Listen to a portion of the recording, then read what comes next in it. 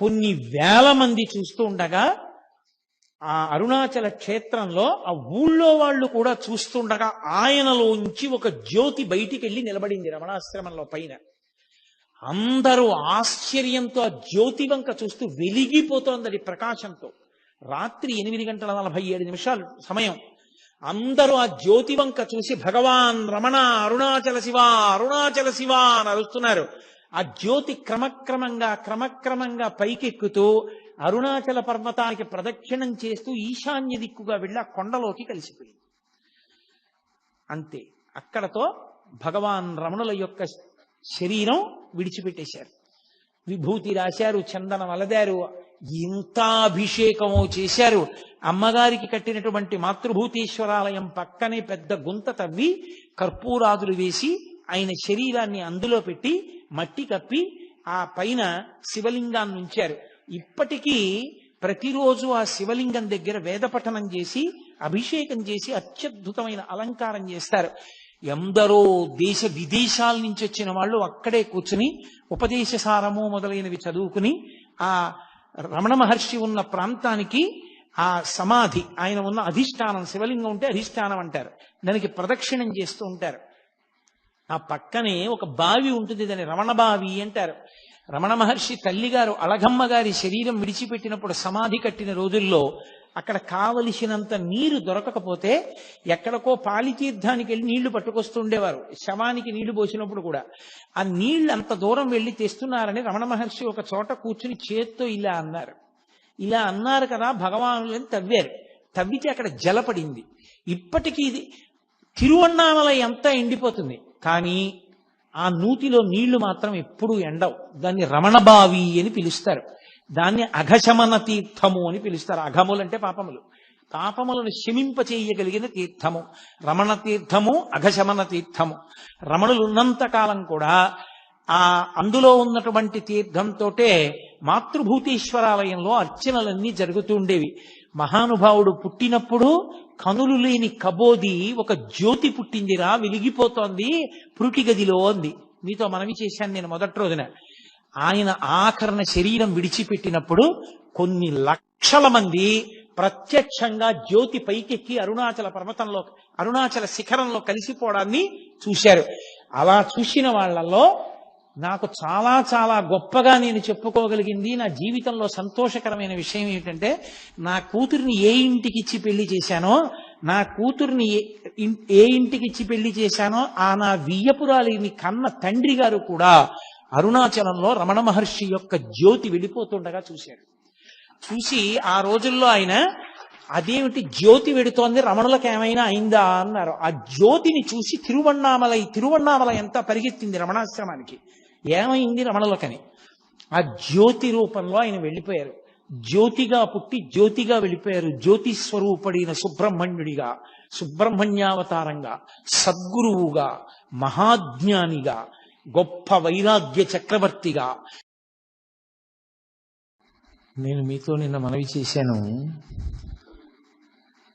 అరుణాచల క్షేత్రాన్ని చేరుకున్న తరువాత రమణ మహర్షిలో విశేషమైనటువంటి భగవదానుభవాన్ని పొందడానికి కావలసినటువంటి అవకాశం ఆయనకి చిక్కింది.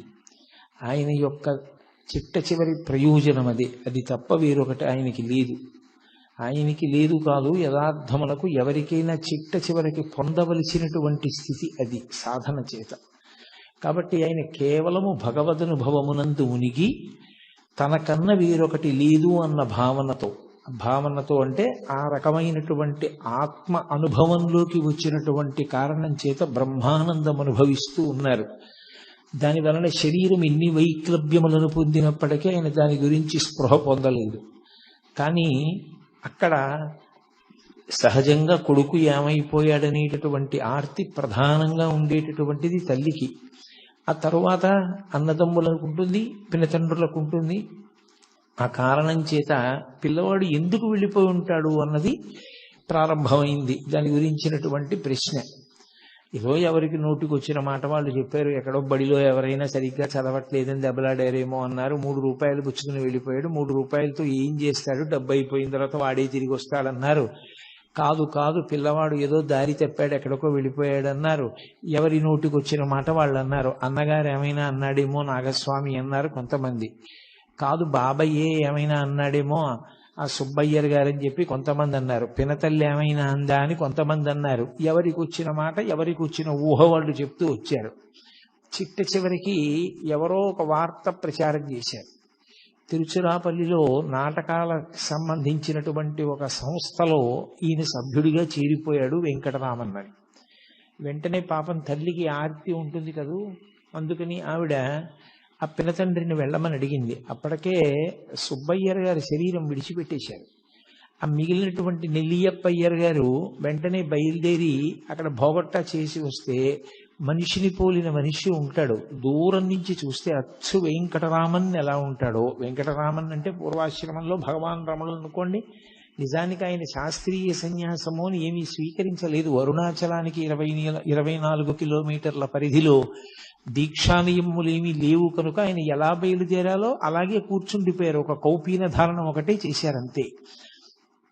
కాబట్టి వెళ్ళి చూస్తే దూరం నుంచి చూసినప్పుడు వెంకటరామన్ ఎలా ఉంటాడో అలాగే ఉన్నాడు. అందులో ఒక నటుడు. అయ్యో వీడు మన పిల్లవాడు కాదని తిరిగి వచ్చారు. కాలం గడిచిపోతోంది, కాలం నిలబడుతుందా? ఎవరి కోసం నిలబడుతుంది? కాలోహి బలవాన్ కర్త సతతం సుఖదుఃఖయో నరాణం పరతంత్రాణం పుణ్యపాపానుయోగత అంటాడు వ్యాసుడు. కాలం నడిచి వెళ్ళిపోతూ ఉంటుంది. ఆ నడిచి వెళ్ళిపోతున్నప్పుడు అలగమ్మగారు మెల్లిగా మనసు రిటవు చేసుకుంది. ఏ కారణం చేత? పరమేశ్వరుడు ఒక చోట దుఃఖాన్ని ఇస్తే ఒక చోట సుఖాన్ని ఇస్తాడు. ద్వంద్వములకు వశులమైపోయినటువంటి మనందరికీ ఎక్కడో ఒక చోట మనసుకి ప్రీతి కలిగిన చోట సేద తీరుతాం, మనసుకు బాధ కలిగిన చోట డసిపోతూ ఉంటాం. ఒక కొడుకు వెళ్ళిపోయాడే అని ఆవిడ బాధపడ్డారు. ఉన్న నాగస్వామికి ఓ ఉద్యోగం వచ్చింది సబ్ రిజిస్ట్రార్ ఆఫీస్లో. కోడలు కాపరానికి వచ్చింది. ఏదో కొడుకు కోడలు కాపరం చూసుకుని ఆవిడ సంతోషపడిపోతున్నారు. అలగమ్మ గారి వైపు నుంచి చూస్తే ఒకలా ఉంటుంది విషయం. భగవాన్ రమణుల వైపు నుంచి చూస్తే ఒకేలా ఉంటుంది. ఒకలా కాదు, ఒకేలా. ఇంకొక మార్పు ఉండదు. ఆయన ఎప్పుడూ ఆత్మయందు రమిస్తూ ఉంటారు. కాబట్టి ఒక రోజున వీళ్ళందరూ కూర్చుని ఉండగా ఎవరో పరిగెత్తుకొచ్చాడు. వచ్చి తిరువణ్ణామలైలో ఒక మామిడి తోపులో ఒక పిల్లవాడు చాలా గొప్ప స్థితిని పొందేట. అతను ఇప్పుడు విశేష ప్రచారాన్ని పొందాడు. ఆత్మానుభవమునందు మునిగి ఉన్నట్ట. మీరెవరు అని అడిగితే నోట మాట లేకుండా కాగితం మీద వ్రాసేట తిరుచులి వెంకటరామన్ అని. కాబట్టి మన పిల్లవాడే, మనం వెళ్ళి చూస్తే బాగుంటుంది అన్నారు. ముందు అందరికన్నా ఆర్తి ఎవరికి? అలగమ్మ గారికే. అందుకని వెళ్ళమని తొందర చేసింది ఆవిడ నాగస్వామిని. ఆయన అన్నాడు, అమ్మ నాకు సెలవు లేదు, కొత్త ఉద్యోగం కదా, వెడతాను తీరుబడి మీద అంటే ఆవిడ ఊరుకుంటుందా? ఆవిడ ఆర్తి ఆవిడిది. పాపం మరిది నెల్లియప్ప అయ్యర్ బయలుదేరాడు. ఆయనతో పాటుగా నారాయణ స్వామి అయ్యరని వేరొక ఆయన కూడా బయలుదేరారు. ఇద్దరు తిన్నగా మామిడి తోపు దగ్గరికి వెళ్ళారు తిరువణ్ణామలై దగ్గరలో. తీరా అక్కడికి వెళ్ళిన తర్వాత ఆ బాలస్వామి చేసుకునేటటువంటి సాధనకి, ఆ ఆనందానికి అందరూ వెళ్ళి చూస్తుంటే అడ్డొస్తున్నారని లోపలికి ఎవ్వరిని పంపించడం మానేసి అక్కడ ఒక ఆయన అడ్డంగా ఉండడం మొదలుపెట్టాడు. ఆయన పేరు కూడా వెంకటరామనాయనార్. వెంకటరామన్ ఈయన పేరైతే అడ్డుపడినటువంటి వ్యక్తి వెంకటరామనాయనార్. ఆయన ఎవరిని వెళ్ళనిచ్చేవాడు కాదు. వీళ్ళు మొరపెట్టుకున్నారు, అయ్యో మేము వాళ్ళ కుటుంబ సభ్యులం, ఒక్కసారి చూస్తామని. నేను పంపను, ఆయన ఏకాంతానికి భంగం కలుగుతోంది అన్నాడు. ఆఖరికి పోనీ కాగితం చూపించండి, రమ్మంటే వస్తామని ఆ నెల్లియప్ప అయ్యర్ ఆ మానామధురై అనేటటువంటి ఊరు పేరు పైన ఉన్నటువంటి ఓ కాగితం తీసుకుని మానామధురై ప్లీడర్ నెల్లియప్ప అయ్యర్ అని ఆ సబ్ రిజిస్ట్రార్ ఆఫీస్లో పనిచేస్తున్నటువంటి ఒక ఉద్యోగి నాగస్వామి మిమ్మల్ని చూడ వచ్చారు అని పంపించారు. అవి చూసి గుర్తుపట్టారు భగవాన్. ఓ, వచ్చినటువంటి వాళ్ళు మా అన్నయ్య మా పినతండ్రి వచ్చారని లోపలికి రమ్మనమని సంజ్ఞ చేశారు. ఆయన ఏం మాట్లాడేవారు కాదు, ఒక సంజ్ఞ చేశారు. ఎందుకు అలా మాట్లాడకుండా ఉండడం అంటే, నిజానికి యథార్థ స్థితి అంటుండేవారు మహర్షి తరచుగా. యథార్థ స్థితిలో ఆనందములకంతటికీ కారణము మౌనమే. అసలు ఎక్కడ మౌనం ఉంటుందో అక్కడే ఆత్మ యొక్క అనుభవం ఉంటుంది. వాక్కు ప్రారంభమైంది అంటే గుర్తు ఏమిటి? ఏదో ఆలోచన కదిలింది అని గుర్తు. ఆలోచన కదిలితే వాక్కు వస్తుంది. వాక్కు వచ్చింది అంటే తను మౌనం విడిచిపెట్టి కదిలిపోయాడు. తన వాక్కు వల్ల మిగిలిన వాళ్ళు కూడా కదులుతారు. అందుకే ఆయన ఎప్పుడూ మౌనంలోనే ఉండేవారు, మాట్లాడేవారు కాదు. అందుకే ఆయనకి మౌనస్వామి అని ఒక పేరు ఉండేది. ఆయన ఒక కాగితం మీద ఆ వచ్చినటువంటి ఉత్తరాన్ని చూసి, సరే ప్రవేశపెట్టండి అని సంజ్ఞ చేశారు. లోపలికి వచ్చి చాలా తేరిపారి చూస్తే తప్ప గుర్తుపట్టలేకపోయారు. ఎప్పుడు స్నానం చేసిన శరీరం, ఒళ్ళంతా బూది కప్పేసింది, పెద్ద పెద్ద గోళ్ళు, జటలు కట్టేసినటువంటి జుట్టు, ఒక్క కౌపీనం. ఆ కౌపీనం కూడా ఆయనకి చాలా కాలం లేదు. ఒక ఆవిడ అన్నం పెట్టేది, ఆవిడ వేడుకుంది, బాగుండదు కదా, సమాజం ఒకటి ఉంది కదా, మీ మటుకు మీకు దేహభ్రాంతి లేదు, కానీ చూసే వాళ్ళకి దేహభ్రాంతి ఉంది, అందుకని మా కోసం కనీసం ఓ గోచి పెట్టుకోండి అని అడిగింది. అందుకని ఆయన ఒక గోచి పెట్టుకునేవారు అంతే, ఇంకేమీ ఉండేది కాదు శరీరం మీద. విశ్వనాథ సత్యనారాయణ గారు ఆశ్చర్యపోయారు కూడా ఆయన గురించి రాస్తూ, ఎవరైనా శివులకి బట్ట చుట్టుకుంటే చలి తగ్గుతుంది, కంఠానికి బట్ట చుట్టుకుంటే భగవాన్ రమణలకు చలి ఎలా తగ్గింది అని రాశారు ఆయన. ఆయన ఎక్కువ కంఠానికి గుడ్డ కట్టుకునేవారు, చెవులకు కట్టుకునేవారు కాదు. కాబట్టి వీళ్ళు ఆయన్ని తేరిపారి చూసి గుర్తుపట్టారు. కానీ ఆ రోజుల్లో అనుబంధాల వరకు మాట్లాడినప్పుడు మాత్రం నిజంగా కొన్ని విషయాలు శ్లాఘించవలసిన ఉంటాయి.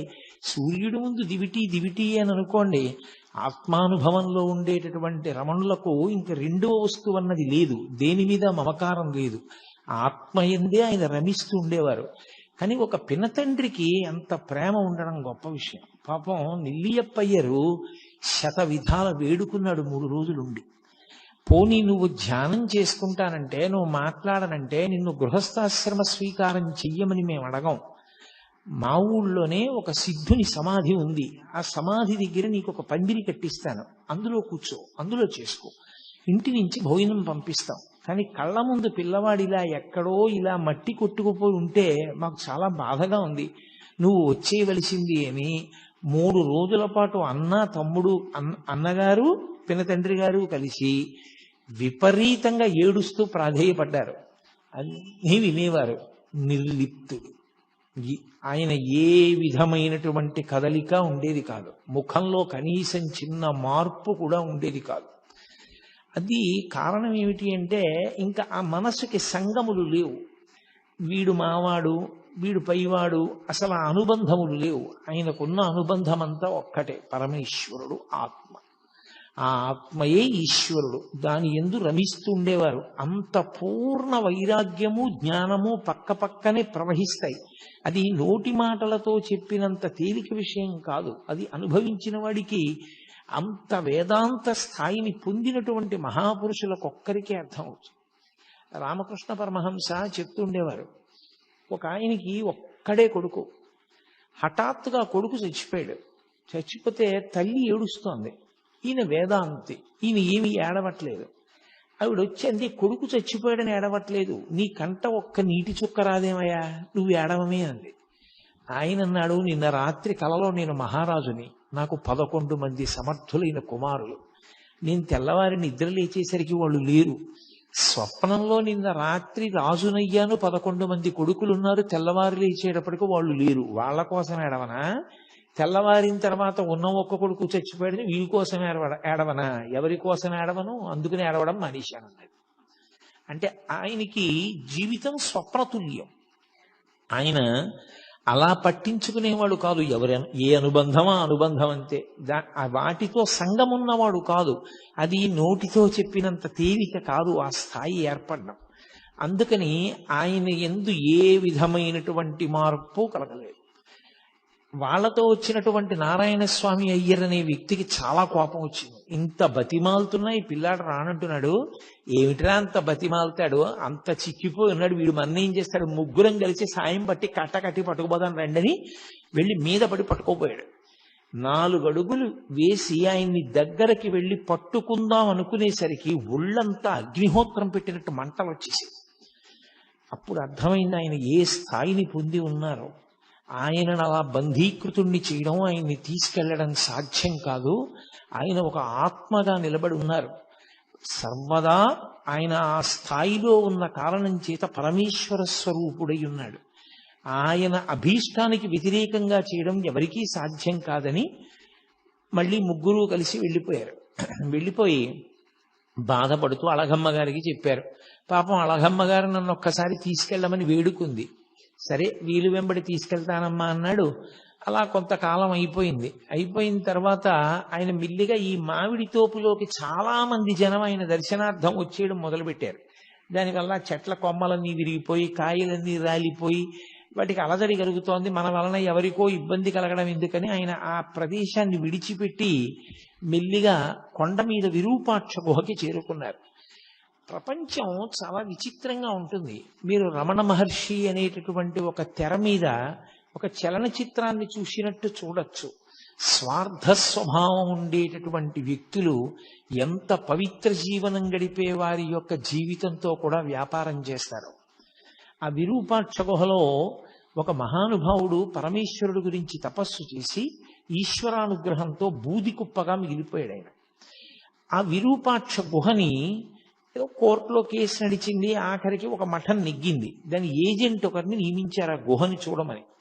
మీలో ఎవరైనా విరూపాక్ష గుహ చూశారో లేదో నాకు తెలియదు. ఆ గుహకి ఒక ప్రత్యేకత ఉంది. అరుణాచల పర్వతం నుంచి గాలి వీసినప్పుడు ఆ గుహలోకి గాలి ప్రవేశిస్తే ఓంకారం వినపడుతుంది, ప్రణవం. అది చాలా గొప్ప గుహ ఆ అరుణాచలంలో. అటువంటి గుహలో రమణ మహర్షి కూర్చుని తపస్సు చేసుకుంటూ ఉండేవారు. తపస్సు అన్న మాటకి నేను మీతో 1-10 మార్లు చెప్పాను. ఆయన బ్రహ్మానందానుభవమే తప్ప తపస్సు అని అనడానికి ఏం లేదు. కాబట్టి ఆయన ఆ గుహలో ఉంటూ ఉండేవారు. చాలా మంది కొండ ఎక్కి గుహలో ఉన్న రమణుల దర్శనానికి వస్తూ ఉండేవారు. ఇతను మిల్లిగా ఏం చేశాడంటే అది విరూపాక్ష గుహ చూడడానికి వస్తున్నారు అని పేరు పెట్టి టిక్కెట్ పెట్టి డబ్బు వసూలు చేసుకోవడం మొదలుపెట్టాడు. చాలా మంది పాపం రమణ మహర్షిని చూడాలనుకున్న వారు డబ్బు కట్టి లోపలికి వెళ్ళి చూసి వస్తుండేవారు. ఇతనంతా ఏమని ప్రచారం చేశాడంటే లోపల కూర్చున్న రమణుల గొప్ప కాదు, విరూపాక్ష గుహ గొప్ప, గుహ చూడ్డానికి వస్తున్నారనేవాడు. ఇది భగవాన్కి తెలిసింది. తెలిసి ఆయన మెల్లిగా దాని మించి దిగిపోయి వేరే ఎదురుగుండా ఉన్నటువంటి మామిడి చెట్టు గుహనో గుహ, ఆ చెట్టు తొర్ర ఉన్న గుహలోకి వెళ్ళిపోయారు. వెళ్ళిపోయినా ఇతను ఏం చేశాడంటే రోడ్డు కింద మార్గంలో కాపు కాసి వెళ్ళేటటువంటి వాళ్ళందరి దగ్గర అక్కడే వసూలు చేసేసుకుంటూ ఉండేవాడు డబ్బు. అరేరే నిష్కారణంగా నా కోసం వస్తున్న వాళ్ళందరూ ఇంత ఇబ్బంది పడి డబ్బు కట్టవలసి వస్తోందని అక్కడి నుంచి బయలుదేరి భగవాన్ కిందకి వెళ్ళిపోయారు. వెళ్ళిపోయి కొండ పాదంలో ఉండేటటువంటి అరుణగిరినాథర్ దేవాలయంలో కొంతకాలం ఉన్నారు. ఎంత విచిత్రంగా ఉంటుందంటే ప్రపంచం. ఆ తర్వాత ఏదో తప్పు తెలుసుకున్నాడు, పొరపాటు అయిపోయిందన్నాడు, విరూపాక్ష గుహలోనే ఉండమన్నాడు. మళ్ళీ రమణ మహర్షి విరూపాక్ష గుహలోకే వెళ్ళారు. ఒంటి మీద ఉన్న బట్ట మారిస్తేను బట్ట రంగు మారిస్తేను లోపల ఉన్న బుద్ధులు ఎక్కడికి పోతాయి? బట్ట మారిస్తే బుద్ధి పోతుందా? బట్ట రంగు మారితే బుద్ధి పోతుందా? సన్యాసులమని పేరు చెప్పుకొని కాషాయం కట్టుకుని తిరిగేటటువంటి ప్రబుద్ధులు కొందరు అరుణాచల పర్వతం మీద ఉండేవారు ఆ రోజుల్లో. వాళ్ళకి రమణ మహర్షి మీద అపారమైనటువంటి కక్ష. ఎందుకని అంటే ఆయన వచ్చిన తరువాత అందరూ ఆయన దర్శనానికి వెడుతున్నారు అని. అందులో జటాస్వామి అని ఒక స్వామి ఉండేవాడు. ఆయన ఎవరైనా అరుణాచల పర్వతంలో ఏదైనా గుహలో ప్రవేశించి తపస్సు చేద్దామంటే ఆయన పైనుంచి ఎవరికీ కనపడకుండా రాళ్లు దొల్లిస్తుండేవాడు పెద్ద పెద్దవి. అది చూసి బాబోయ్ ఇక్కడ కొండలో భూకంపాలు వస్తాయిలా ఉంది, ఇలా శిలలు దొల్లుతాయి ఇలా ఉంది, ఎక్కడో మనం చూసుకోకపోతే వచ్చి నెత్తి మీద పడుతుందని కొండ దిగి వెళ్ళిపోయేవారు. ఎవరు కొండ మీద ఉండేవారు కాదు, ఆయన ఒక్కడే ఉండేవాడు. ఆయన ఒక సన్యాసి, ఆయన పేరు జటాస్వామి. ఎందుకు ఆయనకి ఆ పని అంటే దానికి అర్థం లేదు. అదొక స్వార్థం. అరుణాచల పర్వతం మీద తాను తప్ప ఎవరూ ఉండకూడదు. ఒకసారి రమణ మహర్షి రాళ్లు ఎక్కడి నుంచి పడుతున్నాయో గమనించి అతని ఊహకు అందడానికి వీలు లేకుండా వేరొక వైపు నుంచి కొండ ఎక్కి అతను రాళ్లు దొల్లిస్తుంటే పట్టుకున్నారు. పట్టుకుంటే రాళ్లు దొల్లిస్తున్నవాడు రమణ మహర్షిని చూసి సిగ్గుపడాలి. అతను సిగ్గుపడలేదు. అరగంట సేపు నవ్వాడు. అరగంట సేపు నవ్వి పెద్ద వికటాట్టహాసం చేసి వెళ్ళిపోయాడు. కానీ మీరు ఒక్క విషయం గమనిస్తూ ఉండాలి. రమణులు ఉదాసీనులు. ఆయన పక్కన మీకు ఇటువంటి వ్యక్తులందరూ కనపడుతూ ఉంటారు. ఆయనకి దేనితో సంబంధం లేదు. వీడు ఇటువంటి వాడు వాడు అటువంటి వాడు అన్న మాట ఆయన ఏమనరు. ఆయన ఎప్పుడైనా ఎవరికైనా చెప్తే అసలు నోరు విప్పి చెప్తే ఒక్క మంచి మాట, ఇలా ఎందుకు చేస్తావు తప్పు కదూ అంతే. దానికి అరగంట నవ్వాడు అతను. నిజంగా ఆ మాట ఆయన అన్నందుకు చెయ్యి పట్టుకున్నందుకు మార్పు రావాలి. రాలేదు సరికదా, అరగంట సేపు నవ్వి కొండ దిగి వెళ్ళిపోయాడు. ఎంత చిత్ర విచిత్రమైనటువంటి వ్యక్తులు ప్రపంచంలో ఉంటారో. ఆయన నా కోసం ఇంతమంది వస్తారని కానీ, నేను విరూపాక్ష గుహలో తపస్సు చేస్తున్నానని కానీ, నేను బ్రహ్మానందం అనుభవించేవాడిని కానీ, నేను వీడిని పట్టుకున్నానని కానీ, వీడి గురించి 10 మందికి చెప్దామని కానీ ఆయనకి ఏమీ ఉండదు. ఎప్పుడు నిస్సంగంగా దేనితో సంబంధం లేకుండా ఆయన ఈ లోకాన్నంతటినీ కూడా ఏదో ఒక సినిమా చూసేటటువంటి వ్యక్తి ఎలా చూస్తాడో అలా ఉండేవారు. ఆయన అనుభవం అంతా ఆత్మతోటే. ఇవన్నీ గుణసంగము వలన ఇలా ప్రవర్తిస్తూ ఉంటారు అన్నట్లుగా చూస్తుండేవారంతే. అందుకే పరమ ఉదాసీనుడు. ఒక వేదాంతికి ఆత్మని అనుభవించినటువంటి మహాపురుషులకు ఉండేటటువంటి ఆ ఉదాసీనత ఏది ఉంటుందో దాని రాశీభూతమే రమణ మహర్షి. అందుకే ఆయన దేనికి విచలితుడవడం కానీ, ప్రతిస్పందించడం కానీ, దాన్ని బట్టి ఆయన మనసు వ్యగ్రత పొందడం కానీ, లేకపోతే ప్రసన్నం అవ్వడం కానీ, హావభావాలు మారడం కానీ, మాటలో వ్యగ్రత కానీ, మాటలో భయం కానీ ఏమీ ఉండేవి. ఎప్పుడూ ఒక్కలాగే ఉండేవారు. కానీ రకరకాల వ్యక్తులు మాత్రం ఆయనని గౌరవించిన వాళ్ళు ఉన్నారు, పూజించిన వాళ్ళు ఉన్నారు, నమస్కరించిన వాళ్ళు ఉన్నారు, మాట్లాడిన వాళ్ళు ఉన్నారు, పుస్తకాలు రాసిన వాళ్ళు ఉన్నారు, వాదన చేద్దామని వచ్చిన వాళ్ళు ఉన్నారు, ఆయన్ని తప్పు పట్టుకోవాలనుకున్న వాళ్ళు ఉన్నారు, ఆయన్ని గౌరవించాలనుకున్న వాళ్ళు ఉన్నారు, ఆయన పనికి మాలిన వాడిని నిరూపించాలని ప్రయత్నం చేసిన ధూర్తులు కూడా ఉన్నారు. ఆయన మాత్రం పరమ ఉదాసీనుడు. ఇవేవి ఆయన మనసులోకి ఎక్కవు. నిర్లిప్తంగా ఉంటారు. ఎప్పుడూ ఎవ్వరి మీద ఎక్కడ ఏ చాడీ చెప్పరు. చిత్రం ఏమిటంటే, అంతటి మహానుభావుడు ఆ గుహలో కూర్చుని ఉండగా బాలానంద స్వామి అని ఒక ఆయన బయలుదేరాడు అరుణాచల పర్వతం మీద. ఆయన కొండ ఎక్కి వచ్చే వాళ్ళందరితో మాట చెప్తుండేవాడు. ఆయనకి ఆ విరూపాక్ష గుహలో ఉన్న ఆయనకి నేనే ఉపదేశం చేశాను, నేనే శక్తినిచ్చి ఆ స్థాయికి తీసుకొచ్చాను, నా శిష్యుడే అంటుండేవారు. ఆయన ఎలాగో మాట్లాడరుగా. అందరూ తీసుకొచ్చి అక్కడ పలహారాలు పెడితే ఆయన్ని తినమని రమణుల్ని ఇతను తీసుకొచ్చి ఏదో కొంచెం పలహారం అక్కడ పెట్టి, నాన్న చాలా అలిసిపోయావు, కొంచెం తిను, ఇలా అయితే సాధన ఎలా నడుస్తుంది, తినాలి అంటుండేవాడు. అందరూ వెళ్ళిపోయిన తర్వాత వీలైతే ఇవన్నీ మూట కట్టేసుకుని, నీ సొమ్ము ఏం పోయింది, నువ్వు ఎలాగో మాట్లాడవు కదా, నీకు గురువునని చెప్పుకుంటున్నాను, నాకు తోచింది సంపాదించుకుంటున్నాను, నువ్వు అలా కూర్చో, మాట్లాడకు, ఏమీ అనద్దు. ఆయన మీ గురువా అన్నా మాట్లాడద్దు, నువ్వు ఆయన శిష్యుడువా అన్నా మాట్లాడద్దు, అలా ఉంటుండు, నేను డబ్బు సంపాదించుకుంటాను అని. అతను ఎవరు? ఎందుకు అతనికి డబ్బు సంపాదన? లోకంలో ఎంత చిత్ర విచిత్రమైనటువంటి మనస్తత్వాలు ఉన్న వాళ్ళందరూ ఆ కొండ మీదకి చేరారో చూడండి. వీళ్ళందరూ అన్నీ విడిచిపెట్టిన వాళ్ళలా కనపడ్డ వాళ్లే. కానీ అసలు నిజంగా అన్నీ విడిచిపెట్టినటువంటి నిస్సంగి, అన్నీ విడిచిపెట్టిన వారు, మనసులో దేనితో సంగము లేని వారు, నువ్వు ఇలా ఎందుకు ప్రవర్తిస్తావు అని తన దగ్గరికి వచ్చిన వాళ్ళతో, ఈయన నాకు గురువు కాడు, ఈయన అలా మాట్లాడుతున్నాడు తప్పు, అన్నీ ఉత్తిది అని చెప్పడం కానీ ఏమీ లేదు. పోన ఆయన చెప్పినప్పుడు ముఖంలో మార్పు ఉండదు. ఆయన వచ్చి అలా నటిస్తున్నప్పుడు అలా చూస్తూ ఉంటారంతే, ఏమీ మార్పు ఉండదు. అది ఎలా ఉంటుందంటే, అది ఒక రకమైనటువంటి మనోభావన, అదొక గుణసంగం చేత ఏర్పడిన స్థితి. ఆయన మనం సినిమా చూసినట్టు చూస్తారు. అంటే మీకు ఇది అలా ఎలా ఉంటుందంటే అని అనుమానం రావచ్చు. నేను ఒకే ఒక్క ఉదాహరణ చెప్పగలనంతే. మనం సినిమాకి వెళ్ళాం అనుకోండి, 50 రూపాయలు పెట్టి టికెట్ కొనుక్కుని, మన కళ్ళెదురుగుండానే కథానాయకుడిని ప్రతినాయకుడు వచ్చి కత్తి పెట్టి పొడిచేస్తాడు గుండెల్లో. ఓహో నెత్తురు ధార కింద కారిపోతూ ఉంటుంది, కింద పడి తన్నుకుంటూ ఉంటాడు. వచ్చిన వాళ్ళందరూ కర్రలతో కొట్టేసి ఆయన స్పృహ తప్పి పడిపోయి దెబ్బలు తగిలి నెత్తురు ఓడిపోతుంటే వాళ్ళు వెళ్ళిపోతారు. ఆయన చచ్చిపోయినట్టే పడుంటాడు. గుండెలు నలిపేసినట్టు ఉంటుంది. ఎంత బాధగా ఉంటుందో ఏమిటో, అంత క్రూరంగా అలా కొట్టేశారు, అలా పొడి చేశారు కత్తులతో.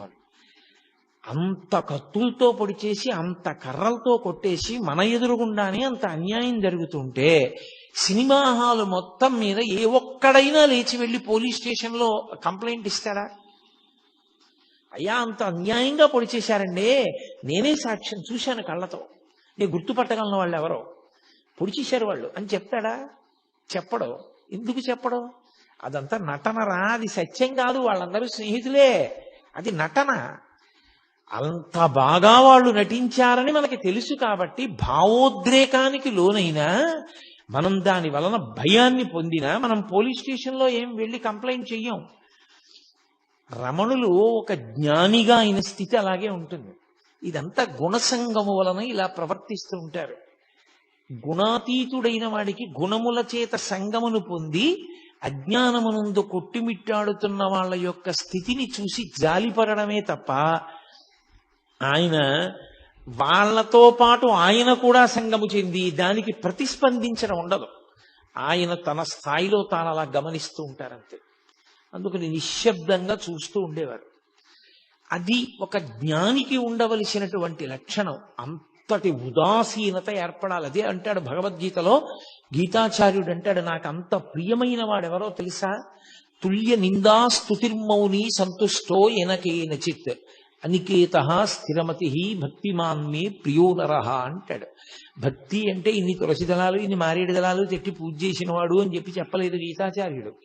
తుల్య నిందా స్తుతిర్మౌని, మౌనముగా ఉండి లోపల ఏ వికారము లేకుండా పొగిడినప్పుడు తెగిడినప్పుడు ఒక్కలా ఉండగలిగిన వాడు. ఈ బాలానంద స్వామి విరూపాక్ష గుహలో చేరి నానా అల్లరి మొదలుపెట్టాడు. వచ్చిన వాళ్ళందరినీ దబాయించడం. ఆయన మాట్లాడరు కదా అని తనకి లొంగిపోయినవాడు, తనకి వశుడైపోయినవాడు, తనంటే భయపడిపోతున్నాడని ఆయన అనుకున్నాడు తప్ప ఆయన ఏ విధమైన ప్రతిస్పందన ఆయన ఎందు లేదు. ఆయన కేవలము మౌనంలో తనలో తాను రమిస్తూ ఉన్నటువంటి వ్యక్తి అన్న ఆయన స్థాయిని అర్థం చేసుకోలేకపోయాడు. అర్థం చేసుకోలేక ఎంత దుర్మార్గమైన స్థితికి వెళ్ళిపోయాడంటే, మహాత్ముల జీవితాలు పువ్వులు పరిచినటువంటి పక్కలు కావు. ఎన్ని కష్టాలు పడ్డారో. రమణులు అరుణాచలంలో తపస్సు చేసుకుంటుంటే ఆయన వెనక్కి వచ్చి ఒక వ్యక్తి మలమూత్ర విసర్జన చేసి వెళ్ళిపోయాడు. ఏం చేస్తాడో చూద్దామని అతను విసర్జించిన మూత్రం ఆయన పిరుదుల కింద నుంచి కారిపోయింది. అయినా ఆయన ఎప్పుడు ఎవ్వరిని ఏమీ అనలేదు. అదొక అజ్ఞాన స్థితి అంతే. అమ్మ బిడ్డల వంక ఎలా చూస్తుందో వాడి తెలియని పని చేస్తే ఆయన అంతే అలాగే చూసేవారు. ఆయనలోంచి కోపం కానీ ప్రతీకార భావన కానీ పిల్లుబికేవి కావు. అతను సాక్షాత్ రమణులు ఉన్నటువంటి అంత పవిత్రమైన విరూపాక్ష గుహలో ఒక రాత్రి మూత్ర విసర్జన చేశాడు.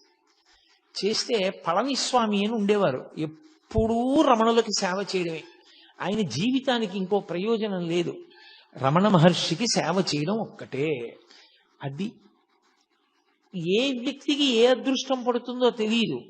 ఒకడు స్వామి అయ్యుండి, స్వామి అంటే తాను సన్యాసి అయ్యుండి రమణుల పట్ల అలా ప్రవర్తించాడు. ఒకడు ఆయన పట్ల అంత గౌరవభావంతో ఎనలేని సేవ చేసేవాడు. అతను అరుణాచలం వెళ్ళి ఆ తిరువణ్ణామలై ఊళ్ళో భిక్షాటనం చేసి తీసుకొచ్చి రమణ మహర్షికి పెట్టేవాడు. అప్పుడప్పుడు రమణ మహర్షి కూడా భిక్షాటన చేసేవారు. ఊళ్ళోకి వెళ్ళి భిక్షాటన చేసి వచ్చి అది ఏ పదార్థమో ఆయనకు అనవసరం. ఆ పదార్థం చేతిలో పడగానే నవ్వుకుంటూ దాన్ని నడుస్తూ తినేవారు. నడుస్తూ తినేసి కొండ మీదకి వచ్చి బండ మీద వెల్లకిలా పడుకునేవారు. జ్ఞాని యొక్క స్థితిని లెక్క పెట్టడం చాలా కష్టం. అలా ఎందుకుంటారండి, అలా ఎలా ఉంటారండి అని మీకు అనుమానం రావచ్చు. నేను ఒక్క విషయం, కొన్నింటి ఉపమానాలు కొన్నే చెప్పగలం. ఆ స్థాయిని యథార్థంగా చిత్రీకరించి చూపించడం చాలా కష్టం, ఎవరికి సాధ్యం కాదు. ఎందుకంటే అది వాక్కులకు అందేటటువంటి విషయం కాదు. ప్రధానంగా ఆత్మ వాక్కుకు అందదు. ఆత్మస్థితి ఎందున్న యోగి కూడా వాక్కుకు అందడు. కానీ దాన్ని ఒక ఉదాహరణ చేత కొంత చెప్పే ప్రయత్నం చేయడం మాత్రమే చెయ్యవలసి ఉంటుంది.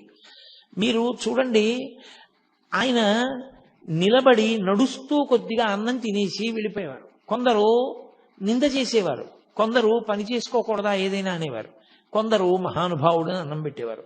అన్నిటికీ ఒకటే చిరునవ్వు. ఆయనలో ఏ ప్రతిస్పందన ఉండేది కాదు. అలాగే నడిచి వెళ్ళిపోతూ ఉండేవారు, అలాగే కాస్త అన్నం తినేసేవారు, అలాగే ఉండేవారు, అలాగే కొండ మీదకి వెళ్ళిపోయేవారు. అది ఎలా ఉంటుంది అంటే, మీరు ఒక పసిపిల్లవాడిని పట్టుకుని వెళ్ళి వాడిని తిట్టండి, వాడు నవ్వుతాడు. వాడిని మీరు కొట్టండి, వాడికి బాధ కలిగిందని వాడు ఏడుస్తాడు. లేదా మీరు వాడిని పొగడండి, వాడు నవ్వుతాడు. వాడిని నింద చేసినా, మీరు నింద చేస్తూ మాట్లాడుతున్నా వాడు నవ్వుతూనే ఉంటాడు.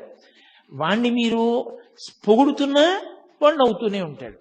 వాడికి మీరు నిందిస్తున్నారని ప్రతిస్పందన ఉండదు, మీరు పొగుడుతున్నారని ప్రతిస్పందన ఉండదు. ఆ నింద కానీ పొగట్ట కానీ వాడి మనసు పుచ్చుకుంటే కదా, అప్పటికి చేతకాని తనం ఇంకా. కానీ ఆయనది చేతనైన తనం అయ్యుండి పుచ్చుకోదు, మనసు పుచ్చుకోదు కనుక ఆయన ఒక నవ్వు నవ్వేస్తారు. పాపం అమాయకత్వం అనుకుంటారంతే. ఇక మరి భిక్షకెందుకు వెళ్ళడం అంటే, ఈ శరీరానికి ఓ వ్యాధి వచ్చిందనుకోండి, ఈ మోకాలు నిప్పెడుతోంది అనుకోండి, నాకు ఈ మోకాలు నిప్పెడితే, ఏమంటే ఈ మోకాలు ఏమిటో చాలా నిప్పెడుతోంది, కూర్చోలేకపోతున్నాను పూర్వంలో ఉపన్యాసానికి, చాలా బాధ పెడుతోంది ఇది అని ఓ డాక్టర్ దగ్గరికి వెళ్ళాను అనుకోండి. ఆ డాక్టర్ గారు ఏదో నాకు ఔషధిని ఇచ్చి ఇది తాగవయా అన్నారు. ఆ ఔషధం చాలా చేదుగా ఉంది, అది ఓ పూట వేసుకుంటున్నాను. ఏదో టాబ్లెట్ ఇచ్చి చప్పరించన్నారు, అది చాలా తీయగా ఉంది. టాబ్లెట్ చాలా తీయగా ఉంది కదా అని రోజుకు ఒకటి చప్పరించమంటే 10 చప్పరిస్తానా? అది ఒక్కటి చప్పరించమన్నాడు, ఒకటే చప్పరిస్తాను. ఇంకొక ఔషధం చేదుగా ఉంది, బా తాగడానికి అసహ్యంగా ఉంది, కానీ మానేస్తానా? తాగుతాను. జ్ఞాని దృష్టిలో ఆకలి ఈ శరీరానికి ఒక రోగం. మందు వేసుకునేటప్పుడు మందుకి రుచి ఎలా చూడరో, ఈ శరీరానికి ఒక వ్యాధి ఆకలి. ఈ ఆకలి తీరడానికి, జబ్బు తగ్గడానికి ఔషధం పడేసినట్టు ఆకలి అన్న వ్యాధి తీరడానికి పదార్థం పడేస్తాడు. అందుకే పిచ్చివాడంటాడు. ఎందుకని అంటే, మనమైతే ఏం చేస్తామంటే రుచి కొరకు తింటాం. అన్నం, కాస్త పప్పు, కొంచెం నెయ్యి, అదంతా కలుపుకుని ఎంతో శుభ్రంగా కాస్త నంచుకుని మనం తింటాం. ఆయనకి అలా ఉండదు. ఆయన చేతిలో ఏది మినప్పొట్టు కొంచెం పడేసిందో తల్లి, తినేశారంతే. నాకు తెలిసి ఒక మహానుభావుడు, ఆయనకి ఒక ఆవిడ పిలిచి ఏం చేస్తారో చూద్దామని క్యాబేజీ తుక్కు పెట్టింది. ఆయన చక్కగా తుక్కు తిని మంచినీళ్లు తాగేసి ఈశ్వరార్పణమస్తు అని వెళ్ళిపోయాడు. జ్ఞానులు అలా ఉంటారు, వాళ్ళకి రుచితో సంబంధం ఉండదు. దీనికి ఆకలేసింది, దీనికి వ్యాధి పుట్టింది, మందేశావు. దీనికి ఆకలన్న వ్యాధి పుట్టింది, కాస్త అన్నం పడేస్తారు. అన్నం కాదు, భవతి భిక్షాందేహి అన్నప్పుడు చేతిలో ఏం పడిందో అది పడేస్తారు కడుపులో, అంతే. మరి దానివల్ల ఏమండి ధ్యానం అయిపోదా? అయిపోకుండా ఉండడం ఉంటుందా అసలు? పోనీ దీనికి నువ్వు ఏది పెట్టాలో అదే పెడుతూ జాగ్రత్త తీసుకుంటే ఉంటుందా? సత్యం ఆత్మ, ఇది అసత్యం వెళ్ళిపోతుంది, కానీ వెళ్ళిపోయే వరకు పాడు చేయకూడదు. బట్టి దానికి జబ్బు వస్తే మందేశాడు. కాబట్టి ఆయన వెళ్ళేవారు భిక్షకి, అది జ్ఞాని యొక్క స్థితి. రమణులు ఎందుకు భిక్షకి వెళ్ళారు అన్న మాటని జాగ్రత్తగా అర్థం చేసుకోవాలి.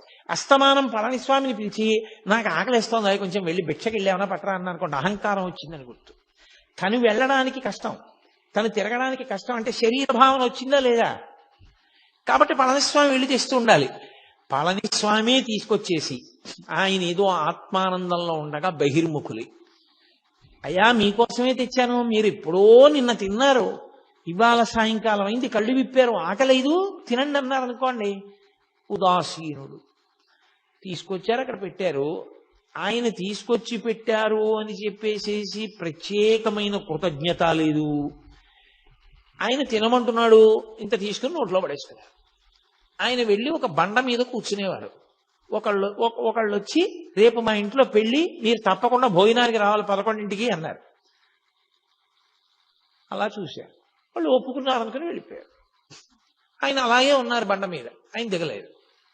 మర్నాడు ఏమిటి ఇంకా రాలేదు బ్రాహ్మణ స్వామి అంటుండేవారు, ఇంకా రాలేదని చెప్పి కొండెక్కారు. కొండకి రా భోజనానికి తీసుకెళ్ళి నీకు అన్నం పెడతాను రా అన్నారు. ఆయన అలాగే ఉన్నారు. పుచ్చుకోదు మనసు. మీరు అది పట్టుకోవలసిన విషయం.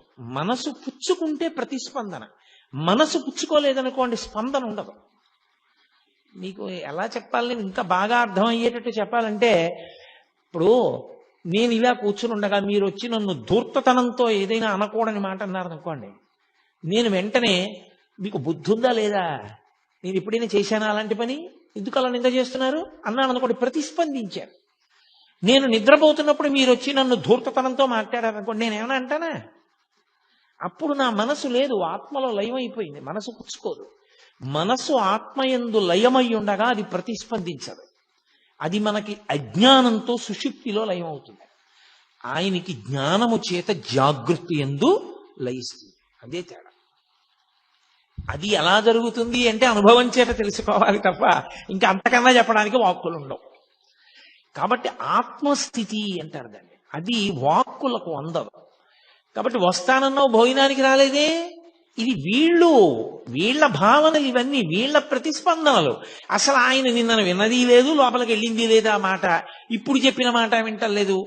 ఆయన ఆత్మగా లోపల ఆనందంలో ఉన్నారు. ఆయన ఏటి అంత పిలిచినా పలకడి, అంతసేపు నించుంటాను రెండని చంకల కింద చేతులేసి ఎత్తుకుపోయారు.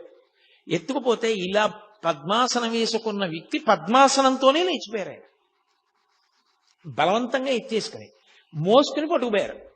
పట్టుకుపోయి ఓ కంచం దగ్గర పడేశారు. పడేసి తిను తిను తిను అని అరిచారు. ఆయన బహిర్ముఖులు అయ్యారు. ఓ తినమంటున్నారు. అన్నీ కలిపేసుకున్నారు. ఏదో 4 ముద్దలు తినేసి కూర్చోరు. ఎంతలో జారిపోతారో మీరు చెప్పలేరు. చాలా కష్టం. అది ఎలా ఉంటుంది అంటే చూడండి, విపరీతమైనటువంటి ప్రీతి భావన ఒక వస్తువు మీద మీకు ఉందనుకోండి, అపారమైన ప్రీతి భావన ఉందనుకోండి. ఒక ఉదాహరణ చెప్పాలంటే, నేను నా కొడుకంటే నాకు విపరీతమైన ప్రీతి అనుకోండి, నాకు అస్తమానం వాడు జ్ఞాపకానికి వస్తూ ఉంటాడు.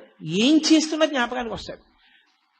నేను ఆఫీసులో కూర్చుని ఇలా పెన్ తీశాను అనుకోండి, black pen, black refill pen సన్నగా రాస్తే వాడికి ఎంత ఇష్టం, వాడికి ఇలాంటి పెన్ను ఒకటి కొనెట్టే పెట్టాలి అనుకుంటాడు. అప్పుడు జారిపోయిందా లేదా? జారిపోయింది. కాసేపు ప్రీతి ఎక్కడుందో అక్కడికి జారుతుంది మనస్సు. ఆ మనసు అసలు పైకి ఉండడం దానికి ఇష్టం లేదనుకోండి, ఇంకా ఆ స్థితిని పొందేసింది అనుకోండి, అది ఆనందాన్ని తడువుకుంటూ ఆత్మలోకి జారిపోతుంటుంది. అందుకని ప్రతిస్పందనలు ఉండవు యోగికి. తప్ప జడమై కాదు, ఆత్మగా నిలిచి ఉన్నాడు కాబట్టి ప్రతిస్పందన పొందాడు. అందుకే కరుస్తున్నా తెలియదు, చీమలు కుడుతున్నా తెలియదు, తేళ్లు కుడుతున్నా తెలియదు, ఒకరు నిందిస్తున్నా తెలియదు. ఒకవేళ నిజంగా ఆయన బాహ్యంలో ఉన్నారనుకోండి, నేను ఇందాక చెప్పానే, ఆ స్థితికి ఎదిగిపోయిన వ్యక్తి అవతల వారి అజ్ఞానాన్ని మన్నించేస్తాడు. పాపం ఏం తెలుసు, గుణసంగాన్ని పొందాడు, ద్వంద్వముల యందు ఉంటాడు. కాసేపు సుఖం అంటాడు, కాసేపు దుఃఖం అంటాడు, కాసేపు ప్రీతి అంటాడు, కాసేపు అప్రీతి అంటాడు, కాసేపు కామం అంటాడు, కాసేపు క్రోధం అంటాడు. ఏమిటో అలా తిరుగుతుంటాడు. కానీ వాడికి ఏం తెలుసు పాపం, స్థిరంగా నిల్చోవడం వాడికి చేత కాదు కదా అని జాలితో, మన మీద కారుణ్యంతో వారు అలాగే చూస్తారు తప్ప ప్రతిస్పందించారు. నిజంగా వాళ్ళు ప్రతిస్పందించడం మొదలు పెడితే మీరు ఒకటి లెక్కలోకి తీసుకోండి, మనవన్నీ అపరాధములే అవుతాయి. మనవన్నీ అపరాధములే. అప్పుడు వాళ్ళు ఎంతమందికి ఎన్ని శాపాలు ఇవ్వాల్సి ఉంటుంది? ఇవ్వలేరు. భగవంతుడు మన యొక్క దోషములను ఎలా మన్నిస్తాడో, బ్రహ్మవిద్ బ్రహ్మైవ భవతి అని బ్రహ్మమును తెలుసుకుని బ్రహ్మమైన వ్యక్తి కూడా దోషములను అలా మన్నించగలుగుతాడు. అందుకే మీరు చూడండి, భగవద్భక్తుల యొక్క హృదయం కన్న తల్లి హృదయంలా ఉంటుంది. వాళ్ళు సాధారణంగా ఎంత దోషం చేసిన వాడైనా క్షంతవ్యూహం అన్నాడు అనుకోండి, క్షమించేస్తారు. ఎంత తప్పు పని చేయనివ్వండి, దాన్ని మనసులో పెట్టుకోరు. దాని గురించి 10 మాటలు మాట్లాడే లక్షణం ఉండదు. ఎవరో జ్ఞాపకం చేస్తే జ్ఞాపకానికి రావాలేమో కానీ, లేకపోతే దాని పెద్ద మనసులో స్థానం ఉండదు, విడిచిపెట్టేస్తారు. వాళ్ళు మారాలను ఒక కోరిక పెట్టేస్తారు తప్ప, ఇలా అన్నాడు అలా అన్నాడు, లేకపోతే ఇలా చేశాడు అలా చేశాడు, దాన్ని పీక్కుంటూ ఉండడం, తవ్వుకుంటూ ఉండడం అలా ఉండదు. అది భక్తి పెరిగే కొద్దీ హృదయమునందు విశాలమైనటువంటి స్థితి ఏర్పడుతూ ఉంటుంది. అది ఒక జ్ఞానిగా నిలబడగలిగినప్పుడు భగవత్తత్వం ఎలా ప్రకాశిస్తుందో జ్ఞాని యొక్క తత్వం అలాగే ప్రకాశిస్తుంది. అందుకే బాలానంద స్వామి అన్ని ఆగడాలు చెయ్యగలిగాడు. ఆయన ఎంత ఎత్తులో ఉన్నారో ఈయన అంత కిందలో ఉన్నాడు. నేను చాలా అధికుణ్ణని బట్టకో దానికి ఓ కొత్త రంగు వేసుకుని కట్టుకుని చాలా గొప్పవాడిని అనుకుంటున్నాడు. బట్టకి రంగు మారితే గొప్పవాడివి కావు, లోపల మార్పు వస్తే గొప్పవాడివి అవుతావు. అది మార్పు రావడాన్ని బట్టి ఉంటుంది తప్ప బట్టని బట్టి ఉండదు. ఒక్కొక్కసారి మరి అలాగే చెప్పవలసి ఉంటుంది ఇటువంటి సందర్భాల గురించి చెప్పినప్పుడు తప్ప నేను ప్రత్యక్షంగా సన్యాసాశ్రమాన్ని విమర్శించడం నా ఉద్దేశ్యం కాదు. నాకు చాలా చాలా గౌరవం ఉన్నవాడిని నేను ఆ ఆశ్రమం మీద. కాబట్టి మహానుభావుడు ఆయన ఏమీ ప్రతిస్పందించకపోయినా ప్రతిస్పందించే లక్షణం ఆయన మీద ప్రీతి ఉన్నవాడికి ఉంది. పళనిస్వామికి ఆయన ఏంట్రా ఇలా ప్రవర్తిస్తారని మరునాడు ఆ విరూపాక్ష గుహకి తలుపులేసి తాళం వేసేసి ఈ బాలానంద స్వామి ఎక్కడికో వెళ్ళారు. మళ్ళీ తిరిగి వస్తాడేమోనని అతని పెట్టి తీసి ఆ పెట్టిలో మంచి మంచి పట్టు వస్త్రాలు చీనాంబరాలు ఎందుకు అవన్నీ ఆయనకి దాచుకున్నాడు. అవన్నీ తీసి కొండ మీద పారేసి వెళ్ళిపోయారు. అందరూ కలిసి కిందకి ఏదో స్నానం చేయడానికి వెళ్ళారు. వెళ్ళి అందరూ కలిసి తిరిగి వచ్చారు. తిరిగి వచ్చి రమణులు యథాప్రకారం కూర్చున్నారు. అందులో గుహలో పైన ఎత్తుగా ఉంటుంది, పక్కకి చీకటిగా ఉండదు. అందులో చాలా మంది అసలు కనపడరు మీకు లోపలికి వెడితే. చాలా తీవ్ర ధ్యానంలో కూడా ఉంటారు ఇప్పటికీ. దాని మీద కూర్చుని మళ్ళీ ధ్యానంలోకి వెళ్ళబోతున్నారు ఆయన. ఈ బాలానంద స్వామి వచ్చాడు. ఈ పళనస్వామి నా వస్తువులన్నీ తీసుకెళ్లి వీధిలో పారేశాడు, వీడిని వెంటనే గుహలోంచి పంపించేస్తావా, పంపించేయరా. ఇప్పుడేమిటి ఆ నాటకం? తన మీద ప్రీతి ఉన్నటువంటి వాడు తనకి అప్రీతితో ఉన్నవాడి పట్ల మర్యాద విడిచిపెట్టి ప్రవర్తించాడన్న ఖేదం ఆయనకి కలిగింది. ఈ ప్రీతి అప్రీతి రమణులకు ఏమైనా ఉందా? ఆయన అలా చూస్తున్నారు, ఏమీ మాట్లాడటం లేదు, ఏమీ ప్రతిస్పందన లేదు. అది అసంగత్వము అన్న మాటకు అర్థం. అది సత్సంగత్వే నిస్సంగత్వం అంటారు శంకరాచార్యుల వారు. అది నిస్సంగ బుద్ధి అంటే దేని మీద సంగం లేదు. ఆయన అలా చూస్తున్నారు. ఇంత నేను నోరు కొట్టుకుని అరిచినా నువ్వు పళనిస్వామిని పంపించలేదని రమణ మహర్షి దగ్గరికి వచ్చి ఆయన మొహం మీద ఉమ్మేశాడు. ఆయన అలాగే చూస్తున్నారు. మొహం నిండా ఉమ్ములేశాడు. ఆయన అలాగే చూశారు. ఏం చేస్తాడు ఇంకంతకన్నా? నీకు బుద్ధి లేదన్నాడు, వెళ్ళిపోయాడు. నేను అసలు ఈ కొండ మీద ఉండను, నువ్వు ఏమనుకుంటున్నావో, నేను లేకపోతే నీకు గౌరవం ఉందనుకుంటున్నావా? నా శిష్యుణ్ణని చెప్పాను కాబట్టి వస్తున్నారు నలుగురును అంటే నలుగురు రాకపోతే ఆయన బెంగపెట్టుకుంటాడని ఆయన ఉద్దేశం. అసలు నిజమైనటువంటి భక్తుడు మనుష్యులకు ఎంత దూరంగా ఉందామా, ఎంత ప్రశాంతంగా ఉందామా అని వెంపర్లాడతారు.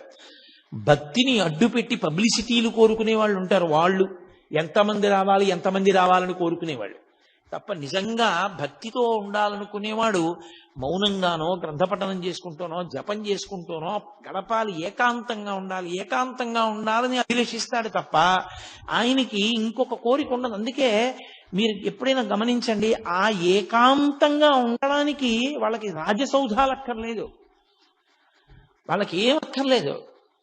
ఎవ్వరూ రాకుండా వడ్ల బస్తాలు పారేసే గది ఇచ్చి ఆ గదిలో కుర్చీ వేసి ఇక్కడ కూర్చొని చదువుకోవడం లైట్ వేసి తలిపేసి వెళ్ళిపోయారనుకోండి, వాళ్ళు అందులో హాయిగా కూర్చుంటారు. వాళ్ళకి కావలసింది ఏకాంతం తప్ప సౌకర్యములతోడి ఏకాంతం కాదు. అది ఆయన స్థితి, రమణులది. 10 మంది రాకపోతే బెంగ పెట్టుకుంటారా ఆయన అనుకుంటున్నాడు బాలానంద స్వామి. ఇది ఈయన స్థితి. ఎంత భేదం చూడండి. ఒక్క రమణ మహర్షి యొక్క జీవితాన్ని పరిశీలనం చేస్తే ఆత్మస్థితిని పొందినటువంటి యోగి ఎన్ని కష్టాలు అనుభవించవలసి ఉంటుందో ఆయన అర్థం చేసుకోలేని వాళ్ళు ఎంతమంది చుట్టూ చేరుతారో గమనిస్తే అది ఎంత కష్టమో. అసలు అలా నిలబడడం ఎంత కష్టపడి నిలబెట్టుకోవలసి ఉంటుంది. ఎందుకని? ఎక్కడైనా ప్రతిస్పందించారనుకోండి, నోటి వెంట ఏదైనా అన్నారో అయిపోతుందంటే ఆ మాట పోయిందంటే తపస్సంతా భగ్నమైపోయింది. అలా కానీ రాగద్వేషములకు వశులయ్యారా మళ్ళీ పునర్జన్మల్లో కెడతారు. అందుకని ఎప్పుడూ ఆ స్థాయిలోనే నిలబడి ఉంటారు వాళ్ళు. ఉమ్ములేశాడు, వెళ్ళిపోయాడు, కిందకి వెళ్ళాడు, ఏదో రైలు ఎక్కాడు, వెళ్ళిపోతున్నాడు. ఈ కోపం మీద ఉన్నాడు కదూ, కోపానికి ఓ లక్షణం ఉంటుంది. అది ఎక్కడ నుంచో వస్తుంది అనుకుంటే తప్పు. కోపం వచ్చింది అంటారు. కోపం వచ్చింది అంటే ఎక్కడి నుంచో వచ్చి ఉండాలి.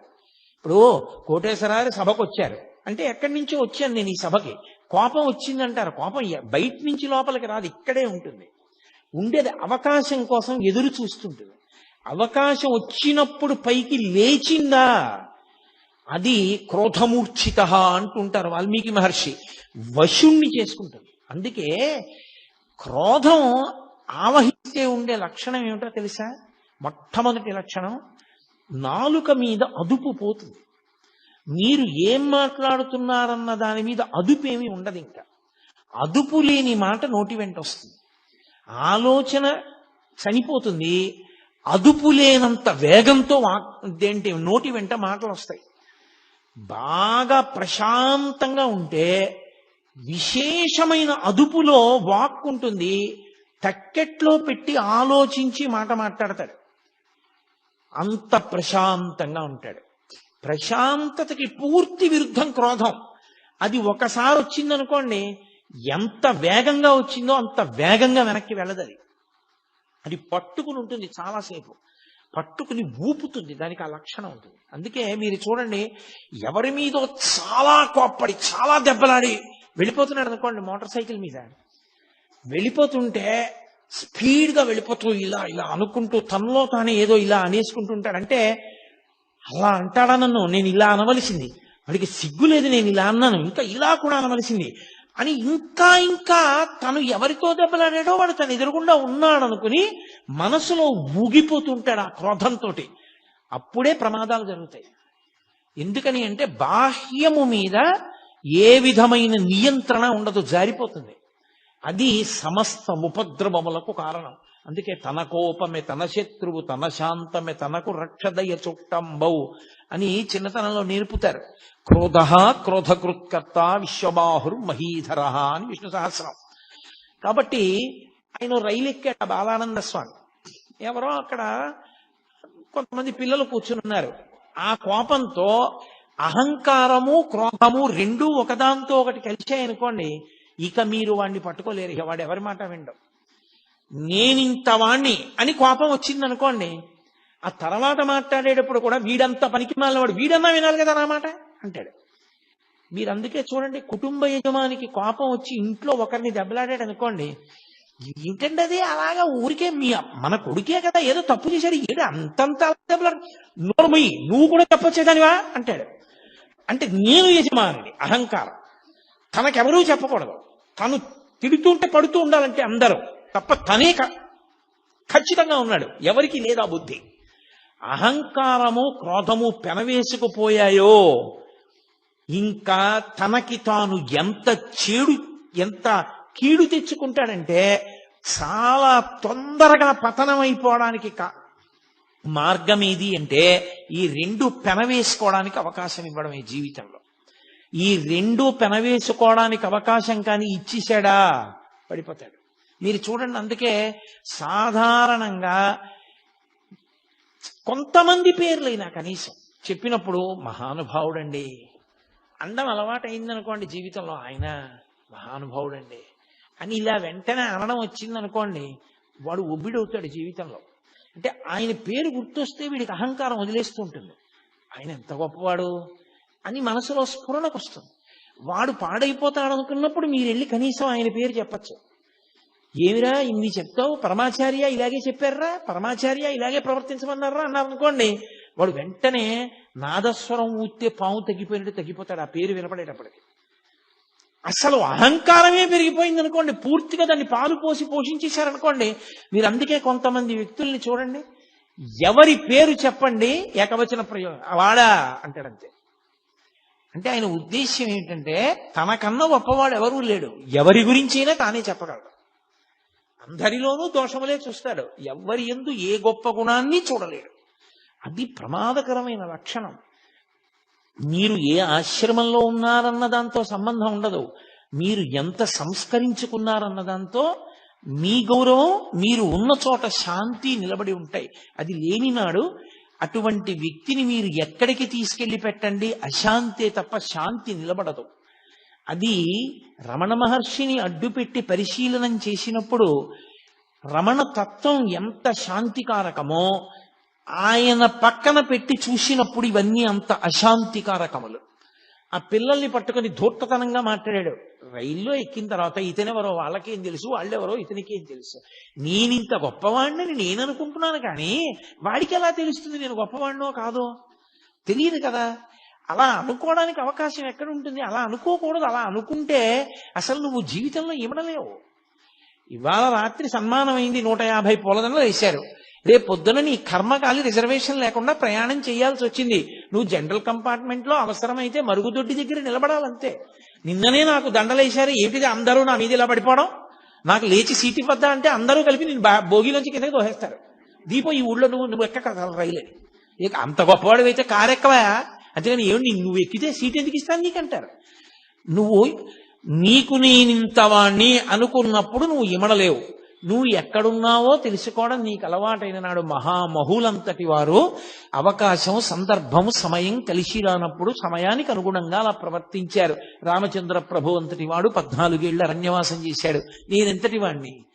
అవసరం అలా వచ్చింది, పూర్వజన్మ కర్మక్షయం ఇలా అయిపోతుంది. కాబట్టి ఇప్పుడు ఈ కష్టం ఏమిటో, ఇది ఎలా ఉంటుందో, ఇంతమందితో కలిసి నిలబడి వెళ్ళడం ఇదో అనుభూతి. పరమేశ్వరానుగ్రహం ఉత్తప్పుడు కుదురుతుందా? వస్తుంటే తప్పుకోండి అంటారు. ఎంత సంతోషంగా ఉంది ఇవాళ అనుకుని నించున్నాడు అనుకోండి, ప్రశాంతంగా ఉంటుంది.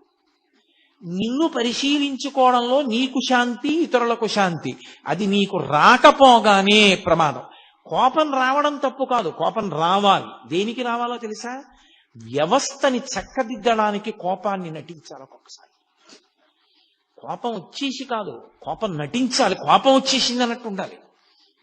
1-2 నిమిషాలకి వస్తే కదా కోపం, వస్తే ఊపేస్తుంది. కోపం వదిలేసినట్టుగా నటించి చక్కగా మాట్లాడి వెళ్ళిపోవాలి. కోపము వ్యవస్థని దిద్దడానికి సాధనం అవ్వాలి తప్ప కోపమునకు తాను వశుడు కాకుండా ఉండాలంటే ఎంతో పరిశీలన ఉండాలి. అది మహానుభావులకు ఉంటుంది. వేషాలు కడితే ఎక్కడి నుంచి వస్తుంది? అందుకని ఆయన రైల్లోకి వెళ్ళాడు, ఆ పిల్లలతోటి దెబ్బలాడి పెట్టుకున్నాడు. నా అంతటి వాడిని చెప్తుంటే బుద్ధి లేదా, నీ చెప్పిన పని చెయ్యొద్దా అన్నాడు. ఆ పెట్టేదో తీయమన్నాడు, వాళ్ళు తీయలేదు. వాళ్ళకి కోపం వచ్చింది. వెంటనే అతను కాలి చెప్పు తీసి ఒళ్ళంతా ముద్దర్లు పడేటట్టు కొట్టాడు. అయిపోయిందా అహంకారం? ఇప్పుడు నేను ఫలానా అన్నాడు ఎక్కువ అంటాడు. అయిపోయిందా నీ గౌరవం? ఒకవేళ నువ్వు ఎవరో తెలుసు అని వెళ్ళి నించున్నాడు. వెళ్ళి నించుంటే రైల్వే స్టేషన్లో ఆ రోజున నేను రైలు ఎక్కినప్పుడు ఏమైందో నీకు తెలిసిందా అని అడిగాడు. ఎంత విచిత్రమైన ప్రశ్న చూడండి. అంటే తనకి అవమానం జరిగిందని ఆయనకి తెలిసిపోయిందేమో. ఏమైంది నాకు తెలీదు అని ఆయన అన్నారనుకోండి, ఏమీ తెలియనట్టే ఉంటాడు. తెలిసింది అన్నారనుకోండి, సంగతి తెలిసిపోయింది కదా. నీ ముఖం మీద ఉమ్మేసి వెళ్ళబట్టే చెప్పులు ఎట్టి కొట్టారు ఒళ్ళంతా. నేను బుద్ధి లేనివాడిని అన్న విషయం నిరూపింపబడింది అక్కడ. నువ్వే గొప్పవాడివని తెలిసిపోయిందని కదా దాని ఉద్దేశ్యం. ఆయన ఏమీ అనలేదు, అలాగే అన్నారు. అతనే అన్నాడు, నీ ముఖం మీద ఉమ్ము వేసి వెళ్ళాను కదా, ఒళ్ళంతా చెప్పులతో కొట్టారు. నీకు ఇంకా నా మీద ప్రతీకార భావన ఉందా ఉమ్మేశానని? ఎవరు లేరుగా నా చుట్టూ, నా మీద నువ్వు ఉమ్ములేయి అన్నాడు. చుట్టూ ఎవరూ లేరు కాబట్టి. అది మీరు ఒక సందర్భంగా తీసుకోకండి. నేను మీతో మనవి చేసేది అదే. మనుష్యులు అహంకారంతో ఉన్నప్పుడు ఉండేటటువంటి లక్షణాలు ఎలా ఉంటాయో, ఎప్పుడూ ఒక్కలా ఉండగలిగినటువంటి స్థితప్రజ్ఞుడు ఎలా ఉంటాడో, రమణుల జీవితంలో ఎన్ని సందర్భాలు, నేను ఎక్కడ చెప్పను, కొన్ని సంవత్సరాలు ప్రసంగం చేయాలి నేను ప్రతిదాన్ని విశ్లేషించడం మొదలు పెడితే. కాబట్టి ఆయన ఏమీ అనలేదు, ఊరుకున్నారు. ఊరుకుంటే అన్నాడు, మళ్ళీ అంతలో అహంకారం వచ్చింది. పూర్వస్థాయి తనకు ఉండాలి. అందుకని పద విరూపాక్ష గుహలో కూర్చుందాం, నీకు నేను ఇవాళ ఒక కొత్తది యోగ విద్య ఒకటి నేర్పుతాను పద అన్నాడు. ఆయన ఏమీ అనలేదు. ఆయన ముందు నడుస్తున్నాడు, ఈయన వెనకాల నడిచాడు. ఈయన కూర్చున్నారు, ఆయన కూర్చున్నాడు. కూర్చున్న తర్వాత అన్నాడు, ఇప్పుడు నేను నీకు యోగ విద్య నేర్పుతానన్నాను కాదు, ఊపిరి ఇలా తీ. ఆయన మామూలుగానే ఇలా చూస్తూ తీసుకుంటున్నారు, ఆయన ఏమీ చేయలేదు. అదే చెప్పాను, అలా ఊపిరి బిగబట్టడం, ఊపిరి వదలడం చేయకూడదని. అంటే ఏమిటి? వినేవాళ్ళకి చూసేవాళ్ళకి మళ్ళీ తనొచ్చినా సరే భయపడిపోయి ఆయనే గొప్పవాడు, నా గురువు అని రమణులు తనకి వశపడ్డారని తెలుసుకోవాలని. మళ్ళీ ఏదో అల్లరి చేస్తున్నాడు, ఇది ప్రశాంతంగా ఉండనివ్వట్లేదని పళనిస్వామి వాళ్ళు 10 మంది వచ్చారు. వాళ్ళని చూసి అన్నాడు, బుద్ధుందా లేదా, పెద్దవాళ్ళం ఏదో మాట్లాడుకుంటున్నాం ఇక్కడ, మీరెందుకు బయటికి పోండి అన్నాడు. ఎంత అహంకారం అండి అది! ఎన్ని వింటే పోతుంది? అది పరిశీలనం చేత పోతుంది కానీ తనని తాను ఉద్ధరించుకోవాలనే ప్రయత్నం చేత పోతుంది తప్ప ఇంత వాణ్ణి అనుకోవడం మొదలు పెడితే దానికి అంతే ఏమైనా ఉంటుందా? ఎవరినైనా అధిక్షేపించి మాట్లాడటమే. అయిపోయింది, వెళ్ళిపోయాడు. వెళ్ళిపోయి మర్నాడు పొద్దున్న ఓ చుట్ట ఒకటి తీసి నోట్లో పెట్టుకుని విప్పట్రా చుట్ట వెలిగించుకోవాలన్నాడు పళనిస్వామిని పిలిచి. ఆయన స్వామి ఏమిటి, చుట్ట ఏమిటి, కాల్చుకోవడం ఏమిటి, అరుణాచలం కొండ మీద ఏమిటది? ఓ చండ్రకర్రకి నిప్పంటించి పట్టుకెళ్ళాడు ఆయన. ఇంత నిప్పట్టుకొచ్చాయేమిటి చుట్ట వెలిగించుకోవడానికి అన్నాడు. మీరు పెద్దవాళ్ళు కదా, పెద్దదే ఉండాలి ఏదైనా, అందుకని పెద్ద నిప్పట్టుకొచ్చానన్నాడు. ఇంకొకరిని పిలిచాడు, నేను మొహం కడుక్కోవాలి, కర్ర పుల్ల పట్టరా అన్నాడు. ఆయన ఓ చెట్టు కొమ్మ నరికి లాక్కొచ్చాడు. కొమ్మట్టుకొచ్చావు ఎందుకన్నాడు. పెద్దవాళ్ళు కదా మీరు, పెద్ద కొమ్మే ఉండాలి, నువ్వు పళ్ళు తోముకోవడానికని కొమ్మ తెచ్చానన్నారు. అంటే మీరు ఒకటి గమనించాలి, ఇది వినడానికి చాలా సంతోషంగా ఉంది. మీరు చూడండి, ఇప్పుడు నేను ఇది చెప్తున్నప్పుడు వెంటనే మీరు సంతోషంగా ఓ చిన్న నవ్వు నవ్వుతారు. ఎందుకని అంటే మంచి భలేవాడు అడిగిన దానికి భలే చెప్పాడురా అని. అంటే మనకి మూడో వ్యక్తిగా స్పందించడం అలవాటు. ఆయన అలాంటి వాడిని ఓ నిర్ణయం, వాడికి భలే దెబ్బ కొట్టారా అని మనదో నిర్ణయం. కాబట్టి మనం ఓ చిన్న నవ్వు, ఏమీ లేకుండా ఉదాసీనంగా కూర్చున్నవాడు ఎవరైనా ఉన్నాడు అనుకోండి, వాడు శ్రోతలలో కొంత పరిణితికి వెళ్ళిపోయిన వాడిని గుర్తు. ఎందుకు వచ్చింది అది?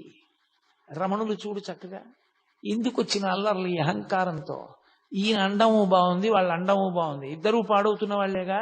రమణుల చుట్టూ చేరి ఎవరు మాత్రం ఏం నేర్చుకుంటున్నారా ఆయన్ని చూసి అన్న భావన కలిగిందనుకోండి, అప్పుడు ప్రతిస్పందన ఉండదు అన్న భావనతో ఊరుకుంటారంటే పరిశీలనము జరిగిందని గుర్తు. అక్కడ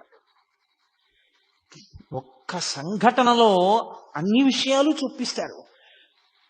సరే కొంతకాలం అయింది, ఇక్కడ నన్ను ఎవరూ లక్ష్య పెట్టట్లేదన్నాడు, మళ్ళీ వెళ్ళిపోయాడు, మళ్ళీ వచ్చాడు, దిగంబరంగా వచ్చాడు. ఈసారి వచ్చి నేను దేహాభిమానం అంతా పోయింది నాకు, అందుకని నేను గోచీ కూడా పెట్టుకోవట్లేదు అన్నాడు. అంటే ఆయన గోచీ పెట్టుకున్నారు కాబట్టి అంతకన్నా నేను గొప్పవాడిని. మళ్ళీ ఇదో విచిత్రం లోకంలో ఎలా ఉంటుందంటే, ఒక్కొక్కడు అసలు నేను ఏమీ పట్టించుకోనండి అని చాలా గొప్పగా చెప్పుకుంటుంటాడు.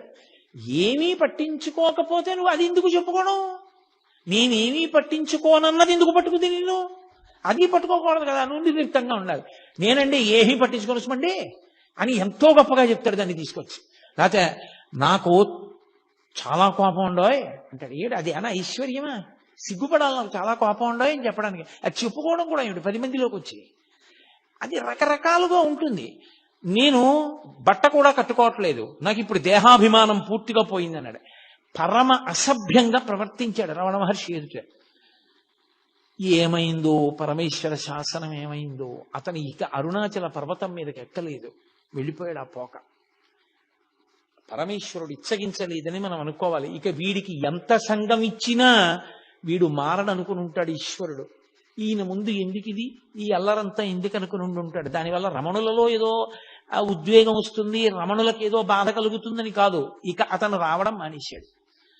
ఇంకొకడు బయలుదేరాడు, వచ్చి నీకు నేను దత్తాత్రేయ మంత్రాన్ని ఉపదేశం చెయ్యాలనుకుంటున్నానన్నాడు. ఆయన ఏమీ అనలేదు, అలా చూస్తున్నారు. నిన్న రాత్రి నాకు దత్తాత్రేయుల వారు కనబడ్డారు, నీకెళ్ళి మంత్రం చెప్పమన్నారు, అందుకు వచ్చాను, ఉపదేశం చేస్తాను రా అన్నాడు. ఆయన అలా చూస్తున్నారు. ఏ కష్టంగా ఉంటుంది మంత్రం అనుకుంటున్నావా? చిన్నదే, పెద్ద కష్టమేం కాదు, చెప్తాను, ఆ మంత్రం జపం చేయి అన్నారు. ఆయన అన్నారు ఇంకా వింటలేదు, రా రా రా అంటున్నాడని.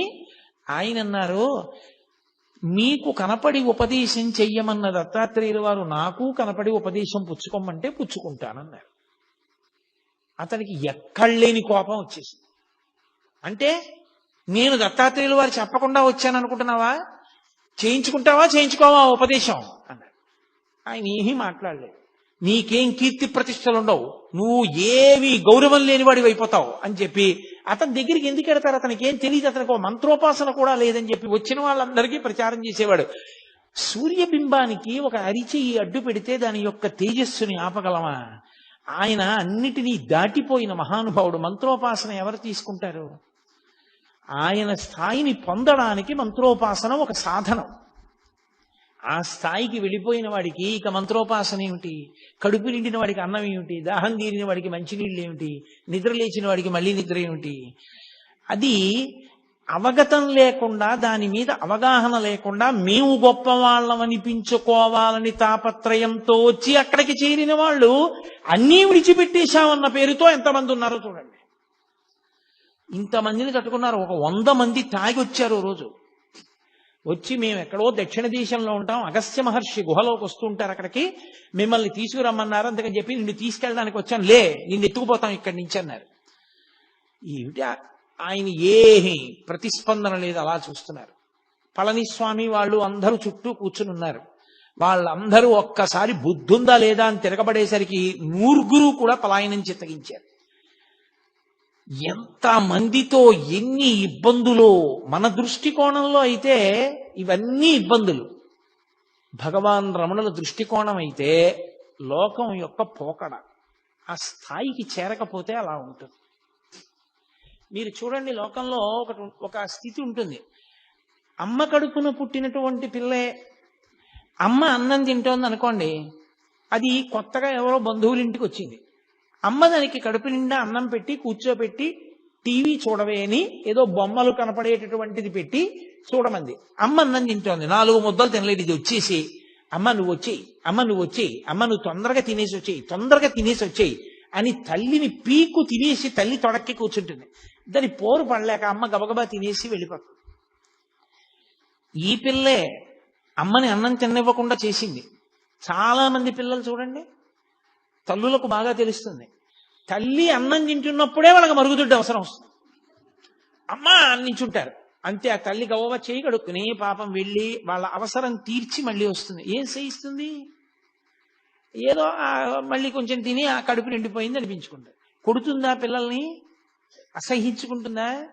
ఏంట్రా ఇంత యుక్తాయుక్త విచక్షణ లేకుండా ఈ పిల్లలు ఎప్పటికి పెద్దవాళ్ళు అవుతారా? ఏంట్రా అన్నం కూడా తిన్నవారు, దిక్కుమాల సంతానం సంతానం సంతానం అని ఏడిచానంటుందా?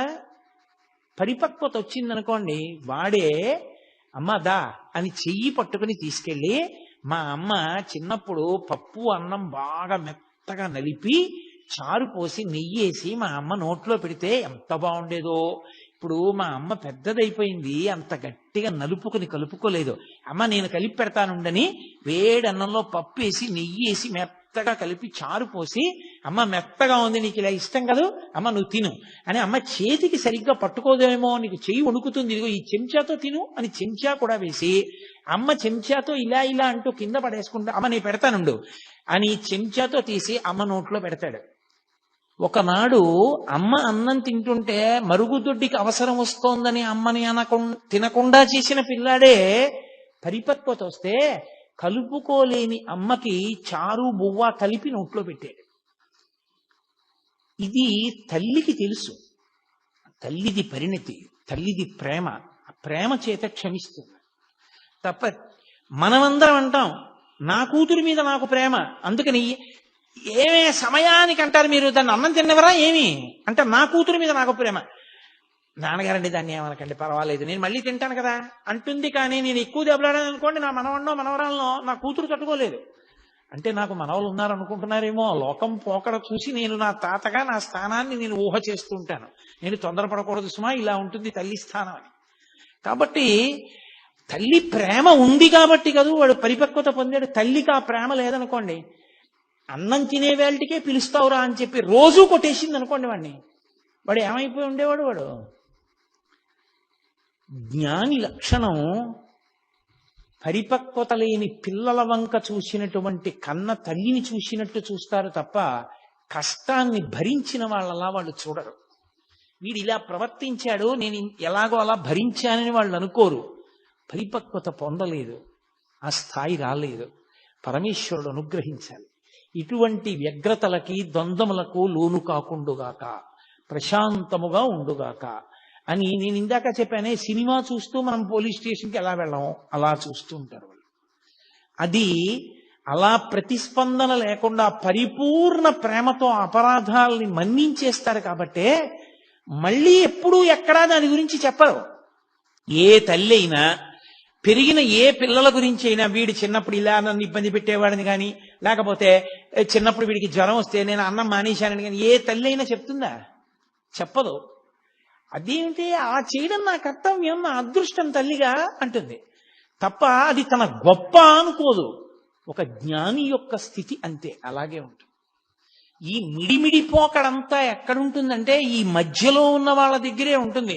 నేనేదో ఉద్ధరించేశాను, నేనేదో గొప్పవాడిని, వాడు నా చేత ఉద్ధరింపబడ్డాడు, వాడు నా మాట వినద్దా, వీడు నా మాట వినకుండా పోయాడు, వాడి మీదేదో కక్ష, వీడి మీదేదో ప్రేమ, ఇవన్నీ ఇంకా పరిపక్వత రానంతసేపే తప్ప అది వచ్చిన తరువాత లోకమంతటి పట్ల దయయే తప్ప ఇంకొక భావన ఉండదు.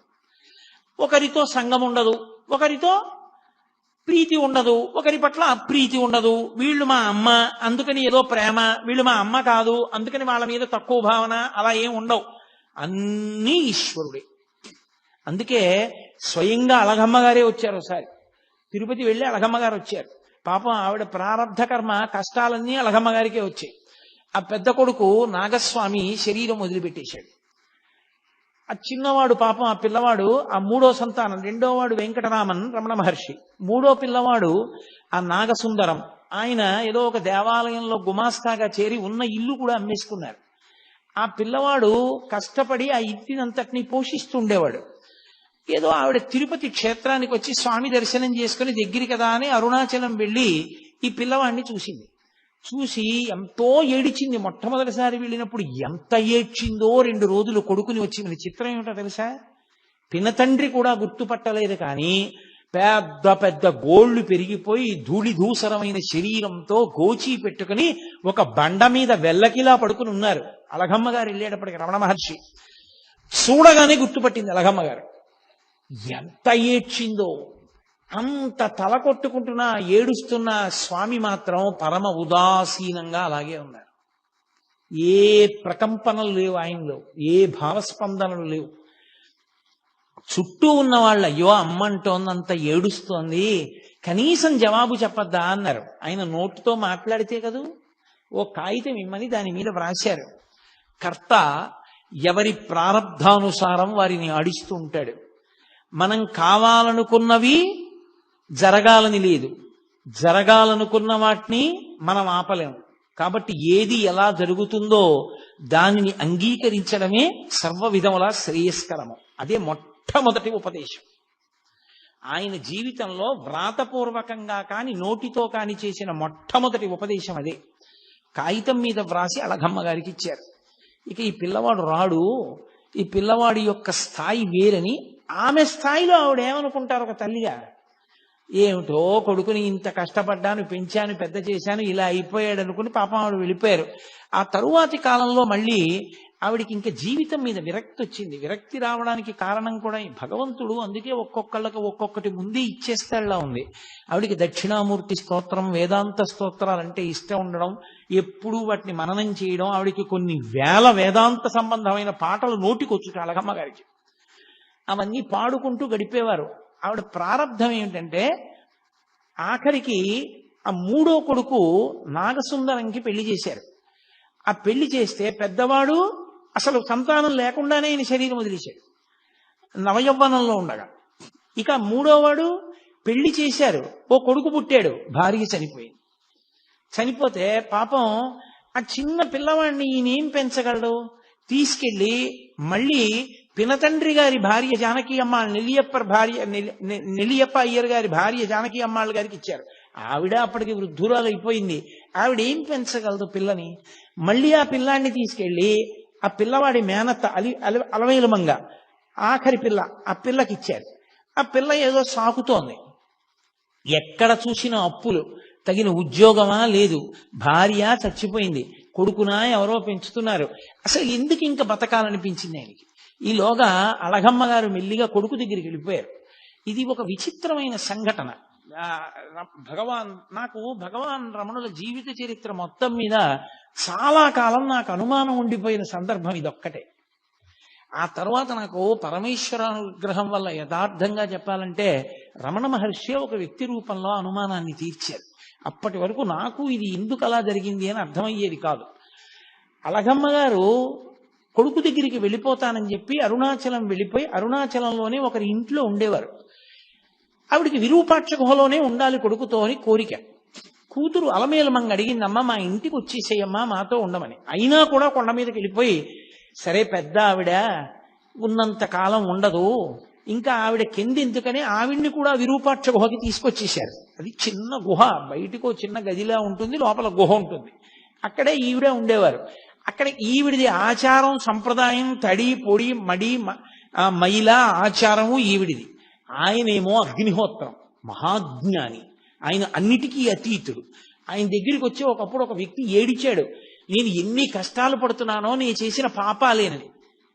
ఆఖరికి విని విని విని విని విని ఎప్పుడూ మాట్లాడని భగవాన్ రమణులు అన్నారు, అన్ని పాపాలున్నాయా నిన్ను బాధపెట్టడానికి అన్నారు. చాలా పాపం చేసేసానన్నాడు. నాకు ఇచ్చేస్తావా, పుచ్చేసుకుంటానో, అప్పుడు నీకు శాంతమా అన్నారు. ఇచ్చేస్తాను, పుచ్చేసుకుంటారా అన్నాడు. ఇచ్చేసేయి అన్నాడు. అయితే నీళ్లు పోసి ధార పోసి నేను పుచ్చేసుకుంటాను ఆ పాపాలన్నారు. ఆయన చేతులు చాపారు, అతను నీళ్లతో ధార పోసేశాడు. నా పాపాలన్నీ నీకు ఇచ్చేస్తున్నాను. ఆయన పుచ్చేసుకున్నారు. పుచ్చేసుకుంటే ఏమైనా అయిపోయిందా? ఇప్పుడు ఆయన్ని పాపాలు బాధిస్తాయని మీరు అనుకుంటున్నారా? ఒక్క విషయం గుర్తుపెట్టుకోవాలి. ఓ కొవ్వొత్తి వెలుగుతోంది అనుకోండి, దాని మీద నేను నీటి బొట్టు వేశాను అనుకోండి, కొవ్వొత్తి నిధనం అయిపోతుంది. పొయ్యి వెలుగుతోంది అనుకోండి, నేను చారెడు నీళ్లు తీసి ఇలా అన్నాను అనుకోండి, మంట నిధనం అవుతుంది. ఒక ఇల్లు కాలిపోతోంది అనుకోండి, పోనీ అమంగళకరమైన మాట ఎందుకు, అరణ్యంలో దావానలం వ్యాప్తి చెందింది అనుకోండి, పెద్ద మంట, అరణ్యం కాలిపోతోంది అనుకోండి, నేను వెళ్ళి చారెడు నీళ్లు తీసి చల్లాను అనుకోండి, మంట ఏమైనా నిధనం అవుతుందా? ఈ నీళ్లు కాలిపోతాయి. నీరు నిప్పు నార్పాలి, కానీ అంత మంటలో చారెడు నీళ్లు పడితే మరిగి ఆవిరైపోతాయి, కాలిపోతాయి. అవి ఆర్పవలసిన నీరు కాలిపోయింది మంటలో. ఎందుకని? మంట పెద్దది, నీరు తక్కువ. రగిలిపోతున్న జ్ఞానాగ్ని పరమేశ్వర స్వరూపం అది. అది పాపాలు పుచ్చుకుంటే మాత్రం దాన్ని ఏమైనా చేస్తాయా? దగ్ధమైపోతాయి అంతే. ఇంకొకరికి శాంతినివ్వడానికి పాపాలు పుచ్చేసుకున్నారంతే మహానుభావులు. అంతటి ద్వంద్వాతీత స్థితి.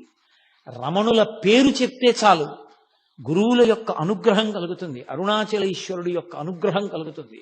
సాక్షాత్ సుబ్రహ్మణ్యావతారం. అంతటి మహానుభావుడు గుహలో కూర్చునుండగా కావ్యకంఠ గణపతి ముని ఒక్కరే ఉన్నారు. ఒక్కరే ఉండగా 6 జ్యోతులు ఆయన యొక్క తలని, నుదిటిని తాకి ఆయనలో లీనమైపోవడం చూసి ఒళ్ళు గగురు పొడిచింది కావ్యకంఠ గణపతి మునికి. 6 జ్యోతులు ఆయన నుదురిని తాకి ఐక్యం అయ్యాయంటే ఇది షణ్ముఖ స్వరూపం, సుబ్రహ్మణ్య స్వరూపం అని నిర్ధారించారు. అలగమ్మ గారికి పాపం మడి మైల, ఆవిడ తాపత్రయం ఆవిడది, ఆవిడ ఆచారం ఆవిడది, అది తప్పు అని మాత్రం అనకూడదు సుమండి. నేను మీతో తరచుగా మనవి చేస్తున్నాను, జ్ఞానికి ఇవేం ఉండవు. జ్ఞాని వీటన్నిటికన్నా అతీతమైన స్థాయిలో ఉంటాడు, ఏ ప్రతిస్పందన ఉండదు.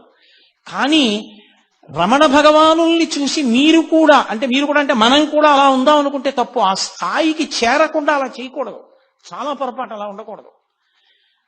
ఆవిడ ఉల్లిపాయ వేనిచ్చేవారు కాదు, ఉల్లిపాయ వేకండి, ఉల్లిపాయ తినకూడదు అనేవారు. ములక్కాడ పట్టుకొస్తే ములక్కాడ వేనిచ్చేవారు కాదు. భిక్షాన్నం ఏమిటని ఆవిడే పోయి పెట్టుకుని వండుకుంటూ ఉండేవారు. నేను పెట్టుకుంటాను కొడుకు అంటుండేవారు. రమణులు ఆవిడ్ని చూసి పరిహాసం ఆడేవారు. మా అమ్మ మోక్షానికి ఎడుతూ ఉంటే ఉల్లిపాయలు పర్వతాలై అడ్డుపడిపోతాయి, ములక్కాడలు అరణ్యాలు అయిపోయి చిక్కుపోతుంది, అందుకని మా అమ్మ తిందంటుండేవారు. ఆవిడ నేను అమ్మని కాబట్టి నేను పెడితే తినాలి, నాతో మాట్లాడాలనేది. ఆయన అనేవారు, ఎవరు అమ్మ? నాకు అందరు అమ్మలే తప్ప నువ్వు ఒక్కదానివే నాకు అమ్మవి కావు, నాకు లోకమంతా తల్లులే అనేవారు. ఆయన దృష్టికోణం అది. అలా రమణుల గురించి చదివి నేను అనకూడదు, నేను మా అమ్మని గౌరవించాలి, మా అమ్మకి నమస్కారం చేయాలి. అవునమ్మా నువ్వు నా తల్లి అనాలి. నేను ఇంకా రమణుల స్థాయికి పొందలా. రమణుల స్థాయిని పొందిన నాడు నేను అలా మాట్లాడాలని ప్రయత్నం చేయక్కర్లా, ఆ మాట అప్పుడు అదే వస్తుంది. అంతేకాని జ్ఞానిని చూసి ఎన్నడూ అనుకరించరాదు. రమణులు అన్నారు కదా అని అనే ప్రయత్నం చేయకూడదు, అది చాలా పొరపాటు. ఇవాళ చాలా చోట్ల చాలా మంది చేసే పెద్ద పొరపాటు అక్కడే చేస్తారు. అలా చేయకూడదు. జ్ఞానిని అనుకరిస్తే భంగపాటు పొందుతారు. ఎందుకో తెలుసా? మీ అనుష్ఠానం పోతుంది. జ్ఞాని కాకుండా జ్ఞానిలా ప్రవర్తిస్తే పరమ ప్రమాదం. ఏది? రమణులు అన్నారు, నువ్వు అన్నావు తల్లిని, రమణులు భిక్షాన్నం తింటారు, నువ్వు తింటావా? రమణులని జటాస్వామి ఆ తర్వాత బాలానంద స్వామి అలా ప్రవర్తించిన ఆయన అలా ఉండగలరు, నువ్వు ఉండగలవా? ఉండగలిగితే అలా కూడాను. జ్ఞాని స్థితిని చూసి జ్ఞాని ఎలా ఉన్నాడో అలా నువ్వు ఉండే ప్రయత్నం చేస్తే చాలా ప్రమాదం వస్తుంది. అలా ఎప్పుడూ చేయకూడదు. ఆచారకాండే. రమణులు అలా అన్నారు అంటే అది ఆయన స్థాయి. అటువంటి భగవానుల దగ్గరికి ఒకప్పుడు కావ్యకంఠ గణపతి ముని వచ్చారు. నేను కావ్యకంఠ గణపతి ముని గురించి కేవలం 1-2 వాక్యాలు చెప్పి వదిలేశాను అనుకోండి, అంతకన్నా అన్యాయమైన విషయం ఇంకోటి లేదు రమణతత్వం చెప్పేటప్పుడు. ఎందుకంటే రమణులకు కావ్యకంఠ గణపతి మునికి అంత సాన్నిహిత్యం. కావ్యకంఠ గణపతి ముని గురించి చెప్తే రమణుల గురించి చెప్పాలి, రమణుల గురించి చెప్తే కావ్యకంఠ గణపతి ముని గురించి చెప్పాలి. ఇద్దరిని విడదీసి ఇద్దరి జీవితాలు వేరు వేరు, ఆయన గురించి ఆయనలా చెప్తాను, ఈయన గురించి ఈయనలా చెప్తానంటే అసలు చెప్పడం కుదరదు, పరిపూర్ణం అవ్వదు. అందుకే నేను ప్రత్యేకంగా రేపటి రోజున కావ్యకంఠ గణపతి ముని, భగవాన్ రమణులు, వాళ్ళిద్దరి విశేషాల్ని రేపటి రోజున మీతో మనవి చేస్తాను. ఇవాళ ఒక్క విషయమే చెప్తాను. కావ్యకంఠ గణపతి ముని విఘ్నేశ్వరుడి యొక్క అనుగ్రహం చేత జన్మించిన కారణ జన్ముడు, మహావిద్వాంసుడు. ఆయన అపారమైనటువంటి శిష్యులు ఆయనకి. ఆయన ఒకసారి రమణుల దగ్గరికి వచ్చారు. వచ్చి తపస్సనగా ఏమి అని అడిగారు. నాకు నిజంగా తెలుసుకోవాలనుంది, మంత్రజపంతో తపస్సుని పొందాలి అంటే ఏం చెయ్యాలి, జపంలో ఏది తపస్సు అని అడిగారు. అంతటి మహావిద్వాంసు. రమణ మహర్షి అన్నారు, నోరు విప్పి మాట్లాడారు. మంత్రజపం చేసినప్పుడు ఆ మంత్రం యొక్క స్వరం ఎక్కడ నుంచి బయటికి వస్తోందో ఆ మూల స్థానంలోకి లయమైపోవడమే జపం. మాట మాట్లాడుతున్నప్పుడు ఆ మాటలన్నీ ఎక్కడ ఉత్పత్తి అవుతున్నాయో ఆ ఉత్పత్తి అవుతున్న స్థానంలోకి లయమైపోవడమే తపస్సు. దీనికే తపస్సు అంటారన్నారు. అనగానే వెంటనే సంస్కృతంలో రమణ పంచకం చదివారు కావ్యకంఠ గణపతి ముని. చదివి, మహానుభావ, ఎన్నో గ్రంథాలు చదివాను కానీ ఇలా చెప్పిన వాణ్ణి నేను చూడలేదు. వెంకటరామన్ వెంకటరామన్ అని పిలుస్తున్నారు. కాదు, ఈయనకి నేను సరి అయిన పేరు ఇప్పుడు నేను ఉంచుతున్నాను. ఇక ఇవాళ నుంచి ఇన్ని అందరూ రమణ మహర్షి అని పిలవండి. ఈయన రమణ, లోకములను రమింప చేస్తారు కాబట్టి మహర్షి. ఎందుకు మహర్షి అంటున్నానంటే, ఊర్ధ్వరేతస్కుడై, శాపానుగ్రహ సమర్థుడై, ఇంద్రియములను గెలిచినటువంటి వాడై, పరమేశ్వర తత్వాన్ని జీర్ణం చేసుకున్నవాడై, బ్రహ్మమును తెలుసుకుని బ్రహ్మముగా నిలబడినవాడు కాబట్టి త్రికాలవేది కనుక ఇన్ని మహర్షి అని పిలుస్తున్నాను. భగ, అది ఉన్నవాడు భగవానుడు, పరమేశ్వరుడు అని పిలుస్తాం. భగము అంటే 6 ఉండాలి. ఆ 6 ఐశ్వర్యము, సమగ్రత్వము, ధర్మము, యశస్సు, శ్రియము, జ్ఞానము, వైరాగ్యము. ఈ 7 ఉంటే భగవంతుడు అని పిలుస్తారు. ఈ 7 పుష్కళంగా ఆయన యందు ఉన్నాయి. అపారమైన తపస్సు చేత మహర్షి అయి ఈ 7టిని పరమేశ్వరుడితో సమానంగా పొందారు కనుక ఇక నుండి వీరిని భగవాన్ రమణ మహర్షి అని పిలవండి అన్నారు. కావ్యకంఠ గణపతి ముని పెట్టినటువంటి పేరే భగవాన్ రమణ మహర్షి అన్న పేరు తరువాతి కాలంలో లోకంలో ప్రచారమైంది. అటువంటి రమణులు అరుణాచల పర్వతం మీద తిరుగుతుండగా వారికి కేవలం మనుష్యులతోటి సంబంధం కాదు, మీరు తపోనిష్టాగరిష్ఠులైనటువంటి వారు ఉన్న ప్రదేశాల్ని పరిశీలనం చేస్తే అక్కడ వారి తపస్సు యొక్క ప్రకంపనల చేత, తప ప్రభావం చేత సమస్త జీవులు వాటి మధ్య ఉన్న వైరాన్ని మరిచిపోతాయి. మరిచిపోయి ఏది దేన్ని చెనకదు. ఆయన స్కందాశ్రమానికి వెళ్ళారు. శిష్యులందరూ కలిసి ఆ పైన నీటి కయ్య, మామిడి చెట్లు అవి ఉన్నాయని అక్కడ చదును చేసి 2 గదులు, ఆయన ధ్యానం చేసుకోవడానికి పర్వత గుహలా ఉండేటటువంటి ఓ గదిని నిర్మాణం చేశారు. నిర్మాణం చేసి ఆయన సుబ్రహ్మణ్యావతారం అని స్కందాశ్రమము అని పేరు పెట్టారు. ఇప్పటికీ చూడొచ్చు, అరుణాచల పర్వతం ఎక్కి చూడొచ్చు స్కందాశ్రమాన్ని.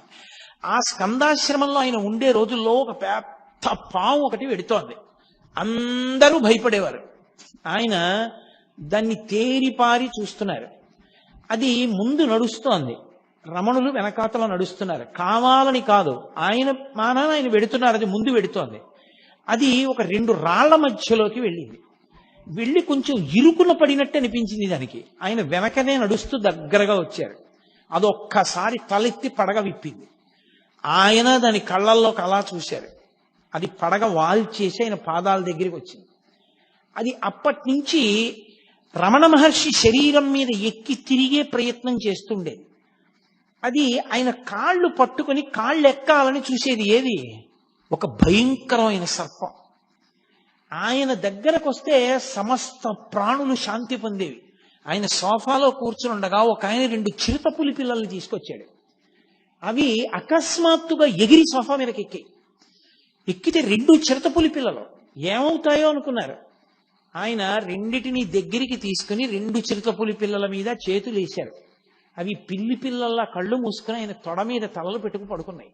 దాన్ని ఫోటోలు కూడా తీశారు కొంతమంది ఆ కాలంలో. అవి చాలా అలభ్యం, చాలా కష్టం మీద దొరుకుతాయంటారు. అలాగే కోతులలో తెగలు ఉంటాయి. ఒక తెగకి ఇంకొక తెగకి పడదు. 2 తెగలు దెబ్బలాడుకునేవి. దెబ్బలాడుకుని విపరీతంగా కొట్టుకునేవి. కోతికి కృతజ్ఞత ఎక్కువ. కోతి కృతజ్ఞత ప్రకటించదు.